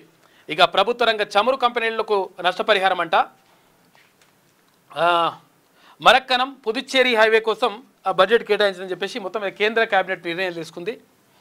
బీసీ రిజర్వేషన్లు అమలు చేయాలి. స్థానిక సంస్థల ఎన్నికల్లో 42% కల్పించాలి. బీజేపీ ఎంపీలు కేంద్రంపై ఒత్తిడి తేవాలి, లేకుంటే పదవులకు రాజీనామా చేయాలి. సిపిఎం రాష్ట్ర కార్యదర్శి జాన్ వెస్లీ అంటున్నాడు. ఇక ఆగస్టు 9-10 తేదీల్లో రాష్ట్ర వ్యాప్తంగా నిరసనలు చెప్తామంటున్నాడు ఆయన. రష్యా నుంచి ఆయిల్ ఆపేస్తే ఇబ్బందే, దేశానికి 1,00,000 కోట్ల రూపాయల నష్టం తప్పదు, మున్ముందు ఈ మొత్తం ఇంకా పెరగొచ్చు. భారతీయ స్టేట్ బ్యాంక్ కీలక నివేదిక బయటపెట్టింది. ఇక చర్చలు బంద్, ఇకపై భారత్తో వాణిజ్య చర్చలు ఉండవు. ట్రంప్ అహంకార ప్రకటన. భారతీయుల ఇంధన భద్రతే ప్రధానమని చెప్పేసి విదేశాంగ శాఖ అంటుంది. చైనాపై 145% సుంకాలను ప్రకటించి అమలు చేయని అమెరికా, మనపైనేమో అమలు చేస్తుంటుంది. ఇక టచ్లో బీజేపీ వైపు చూస్తున్న గులాబీ నేతలు. కాషాయం కండుగా కప్పుకునేందుకు మంత్రణాలంట. ఇంకా విలీనం ప్రచారం వేళ కారు పార్టీ నేతలు స్ట్రాటజిస్ట్ అడుగులు. కంట్రోల్ చేసేందుకు బీఆర్ఎస్ విఫల యత్నాలు. ఇక 6 టచ్లో ఉన్నారని చెప్పేసి బీజేపీ చీఫ్ రాష్ట్ర అధ్యక్షుడు రామచంద్రరావు అంటుండు. రానున్న రోజుల్లో రాజకీయ మార్పులు ఉంటాయని చెప్పేసి అంటున్నాం. మొత్తం మీద ఈ ఇద్దరు టచ్లో ఉన్నారు. లాస్ట్కి వస్తే ఇక్కడ బీఆర్ఎస్ పార్టీని బీజేపీలో విలీనం చేస్తారనేటువంటి చర్చ జరుగుతూ ఉంది. మరి ఏందో కథ నడుస్తూ ఉంది. చాలామంది అయితే మొత్తం టచ్లో ఉన్నారు, మాజీలు టచ్లో ఉన్నారు, ఇప్పుడున్న టచ్లో ఉన్నారు అని చెప్పేసి అక్కడ రామచంద్రరావు అయితే ప్రకటన చేస్తూ ఉన్నారు. గాజా సిటీ స్వాధీనానికి రెడీ. ఆ ప్రణాళికకు ఇజ్రాయెల్ భద్రతా కేబినెట్ ఆమోదం. ప్రధాని నెతన్యాహు కార్యాలయం ప్రకటన. ఇక గాజాలో విస్తృతం కానున్న సైనిక కార్యకలాపాలు. ఈ ప్రశ్నలకు ఈసీ జవాబేది అని చెప్పేసి 5 ప్రశ్నలు సంధించిండు Rahul Gandhi. Digital data EC ఎందుకు ఇవ్వదు? సీసీ కెమెరాల ఫుటేజ్ ఎందుకు ధ్వంసం చేస్తుంది? నకిలీ ఓట్ల నమోదుపై చర్యలేవి? ఆధారాలతో నిరూపించిన తర్వాత అఫిడవిట్ ఇవ్వమని అడగడంలో ఆంతర్యం ఏంటి? మసకబారుతున్న ఈసీ విశ్వసనీయత. పారదర్శకమైన ఎన్నికలే ప్రజాస్వామ్యానికి గీటరాయని చెప్పేసి అక్కడ రాహుల్ గాంధీ అంటా ఉన్నాడు. గత కొన్ని రోజులుగా భారత ఎన్నికల సంఘాన్ని ఉద్దేశించి రాహుల్ గాంధీ సంధిస్తున్న ప్రశ్నలకు ఈసీ నుంచి సూటిగా సరైన జవాబు రావడం లేదని జనాభిప్రాయంగా ఉంది. అయితే ఈసీ డిజిటల్ ఓటర్ల జాబితాను దాచిపెడుతోంది. దాన్ని ప్రజలకు అందుబాటులోకి ఉంచడం లేదు. డిజిటల్ ఓటర్ల జాబితా ప్రజలకు అందుబాటులో ఉంచితే నకిలీ ఓట్లను ఓటర్లను ఫేక్ ఐడీలను ఇతర మోసాలకు తేలికగా గుర్తించి కంప్లైంట్ చేస్తే మంచిగా ఉంటుంది, కానీ ఇదంతా చేస్తలేదు ఈసీ. ఇక్కడ భారతీయ జనతా పార్టీతో కుమ్మక్కైందని చెప్పేసి రాహుల్ గాంధీ ఆరోపిస్తున్నాడు. రాజ్యాంగ ఉల్లంఘనలో ఈసీ బీజేపీ కోసం ఓట్ల చోరీ, ఓట్ల దొంగతనానికి పాల్పడుతుంది ఎన్నికల కమిషన్ అంటున్నాడు రాహుల్ గాంధీ.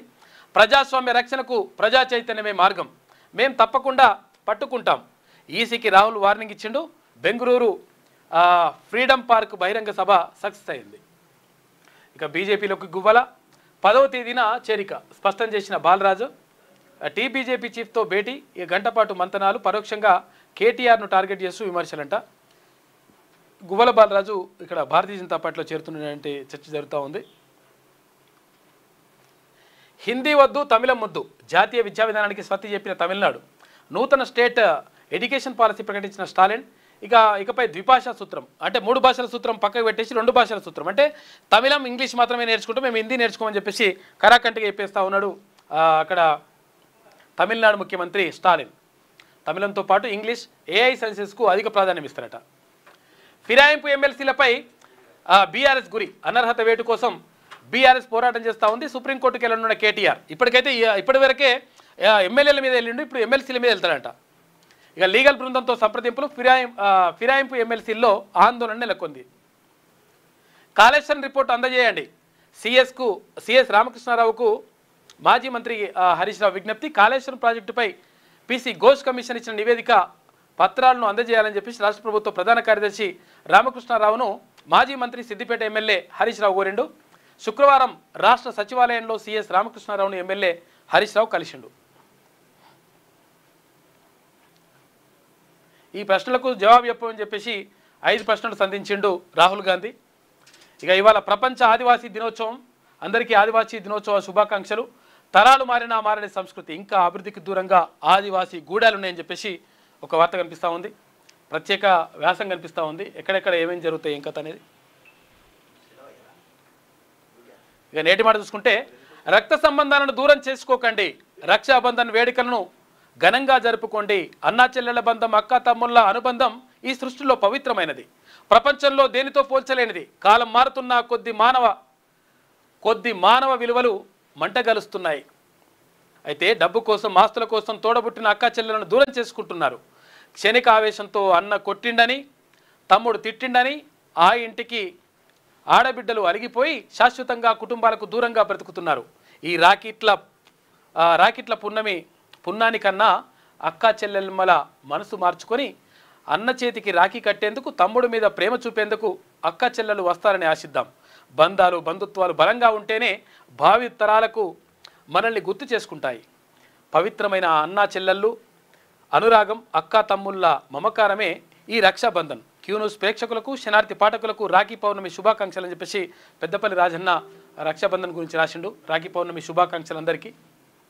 ఇక మంత్రివర్గంలో బీసీలకు 42% అమలు జరపచ్చు కదా అని చెప్పేసి ఇక్కడ అడుగుతా ఉన్నారు. గంటా సోమన్న ప్రత్యేక వ్యాసం రాసిండు. ఇక ఆర్డబ్ల్యూఎస్ కార్యాలయంలో అవినీతి రాజ్యం అని చెప్పేసి నడుస్తుందట లెక్క. అనుమూల మండలం. ఇది శనార్థిలో ఉన్నటువంటి ప్రధాన కథనాలు. అయితే ఒకసారి సాక్షి చూద్దాం. అయిపోయింది, ఓకే. ఇక నా చెల్లెలేని నా మదర్ అని చెప్పేసి మా అన్నయ్య ఫాదర్ అని చెప్పేసి ఫాదర్ ఫిగర్ అంట.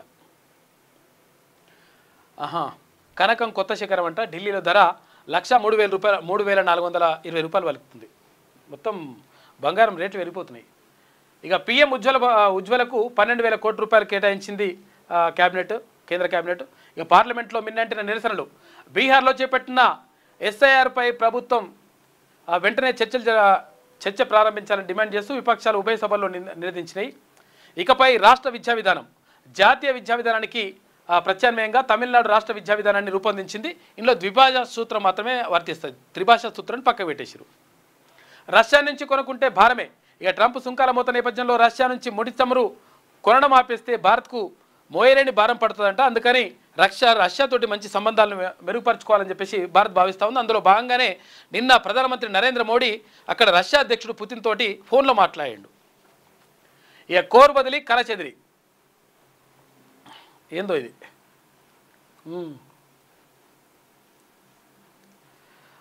అతి సర్వత్రా వర్జయేత్ అన్నారు పెద్దలు. ఇప్పుడు కంప్యూటర్ ఇంజనీర్ల పరిస్థితి కూడా అలాగే ఉంది. ఆకర్షణీయమైన జీవితం దక్కుతుందన్న ఆశతో కోర్ గ్రూపులు వదిలేసి కంప్యూటర్ ఇంజనీరింగ్ వైపు పరుగులు పెట్టిరట. మళ్ళీ లాస్ట్ అందరూ ఇదే ఏరితే లాస్ట్కి వస్తే వాళ్ళకు ఉద్యోగాలు దొరుకుకుంటే అయితే ఏమని చెప్పేసి ఒకటి కనిపిస్తూ ఉంది. వరద సమస్యకు మూసి పునరుజ్జీవం పరిష్కారం అని చెప్పేసి ముఖ్యమంత్రి రేవంత్ రెడ్డి అంటుండు. ఇక ఫార్మా పైన టారిఫ్ల పిడుగు అని చెప్పేసి ఇక ఆయన ట్రంప్ అంటే టారిఫ్ అయిపోయింది. ప్రతి ఒడిదుడుకుల్లో ఐటీ ఉద్యోగులు కోర్ గ్రూపులు వదిలి సిఎస్ వైపు పరుగులు తీస్తూ ఉన్నారంట. మొత్తం సిఎస్సి కావాలంటారు అందరూ కూడా. మరి ఏం చేస్తారో లాస్ట్కి వస్తే. కొన్నేళ్లుగా ఇదే విధానం సాగడంతో మారిపోతున్న పరిస్థితులు నాడు ఏరి కోరి పిలిచిన కంపెనీల ముందే నేడు జాబ్ కోసం క్యూలు కడుతురట. కొత్త వారికి ప్యాకేజీలు కరువు, ఉన్నవారికి లే ఆఫ్లు గుబులు ఉందంట. మరి ఏం చేస్తారో చూసుకోవాలి. సిఎస్సి అంటారు కానీ సిఎస్సి పరిస్థితి బాగాలేదట. మరి బదులు ఇవ్వకుండా బెదిరింపుల పార్లమెంట్లో ప్రమాణం చేశా మళ్ళీ చేయాలని చెప్పేసి ఇక్కడ రాహుల్ గాంధీ అంటున్నాడు. ఎలక్షన్ కమిషన్ సంబంధించి సిబిఐ విచారణ జరిపించాలని చెప్పేసి ఫోన్ ట్యాపింగ్కి సంబంధించి బండి సంజయ్ మాట్లాడిండు. క్షమాపణ చెప్పకుంటే కోర్టుకు లాగుతా అని చెప్పేసి అక్కడ కేటీ రామారావు అంటున్నాడు. ఇది సాక్షిలో ఉన్నటువంటి ప్రధాన కథనాలు. అయితే ఒకసారి ఈమెమంటుందో చూద్దాం లాస్ట్కు. ఇక భారత్తో చర్చలు ఉన్నాయని చెప్పేసి ట్రంప్ అంటున్నాడు. 5 దాటితే మొగులు నల్లగైతే బొగులు పడుతున్న నగరం హ్యాండ్సప్. 5 దాటితే హ్యాండ్సప్ అంట. సాయంత్రం 5 దాటితే ట్రాఫిక్ చక్రబంధం. 5 సెంటీమీటర్ల మించి వాన పడితే నరకం. అన్నింట్లో వేలు పెట్టి జారుతున్న హైడ్రా. చేతులు ఎత్తేస్తున్న జిహెచ్ఎంసీ పోలీసు అని చెప్పేసి మొత్తం కథనం రాసుకొచ్చింది. మొత్తం మీద ఒక రకంగా నిజంగా కూడా ట్రాఫిక్ అయితే పెరుగుతూ ఉంది. ఈ ట్రాఫిక్ని కొంచెం నియంత్రించాల్సిన అవసరం ఉన్నది. మరి ఎట్లయితే ఏం కథనో అర్థమైతే వాన కొడితే దానిపైన ఒక ప్రత్యేక కథనం వేసినట్టుంది ఈమె. ఇక బడుగుల బీమాపై పిడుగు. బీఆర్ తెచ్చిన సోషల్ సెక్యూరిటీ స్కీమ్కు కాంగ్రెస్ మంగళం పలికింది. 2024 అక్టోబర్ నుంచి ప్రీమియం చెల్లించని సర్కార్. ప్రశ్నార్థకంగా 13.1 లక్షల మంది ప్రమాద బీమా కోసం డ్రైవర్లు, హోంగార్డులు, జర్నలిస్టులు, గిగ్ వర్కర్ల కుటుంబాలకు తప్పని ఎదురుచూపులు అని చెప్పేసి ఆపేసిందంటే చూడాలి. ఇక రామన్నకు లగచర్ల రాఖీ అని చెప్పేసి లగచర్ల వాళ్ళు వచ్చి రాఖీ కట్టిరట రామన్నకు. డమ్యూనివర్సిటీ ఫేక్ కోర్సులు. ఇక జర్మనీ సంస్థతో ఎంఓయూలో జేఎన్టీయూ తప్పటడుగులు అని చెప్పేసి మరి ఏందో ఈ కథ ఏందో ఈ డమ్యూనివర్సిటీలు కథ అంతా కూడా తేల్చాలి. ఒక చర్యతో ప్రతిష్టాత్మక విద్యా సంస్థకు మరక. ఇక కేఎఫ్ఆర్యు సంస్థతో ఎంవైయుపై దుమారం. 2 ప్యారెంట్ కోర్సుల్లో విద్యార్థులకు అడ్మిషన్లు. జర్మనీలోని టాప్ 3 వర్సిటీలు అంటూ ప్రచారం. అది ఫౌండేషనే, వర్సిటీ కాదంటూ ఫిర్యాదు. అయినా స్పందించిన జేఎన్టీయూ అధికారులు.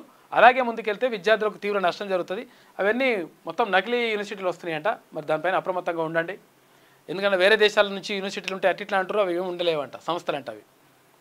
సీతారాంపై శీతకన్ను అని చెప్పేసి బీఆర్ఎస్ హయాంలోనే 70% పనులు పూర్తయినాయి. ప్రాజెక్టుపై కొనసాగుతున్న కాంగ్రెస్ సర్కార్ నిర్లక్ష్యం అని చెప్పేసి ఒక కథనం వేసింది. ఏది అక్రమం ఏది సక్రమం.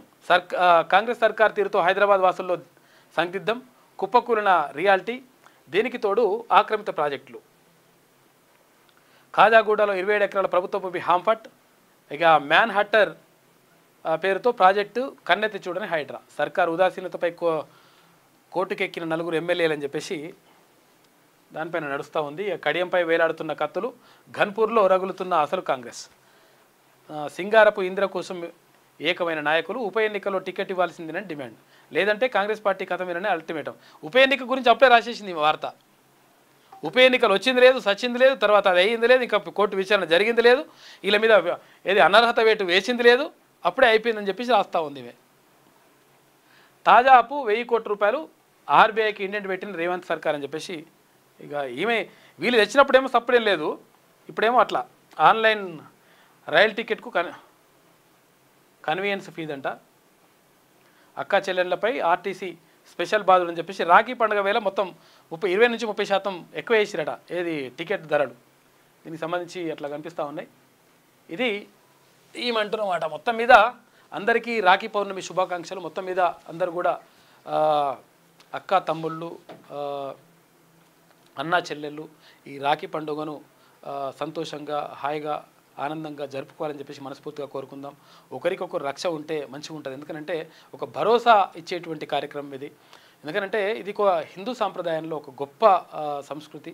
అయితే అంటే రక్షణని నీకు నేను రక్షణగా ఉన్నా, నీకు నేను భరోసా ఇస్తున్నా అనేటువంటి మాట తెలిపేటువంటి పండుగ. కాబట్టి అందరికీ రాఖీ పౌర్ణమి శుభాకాంక్షలు. ఉందా?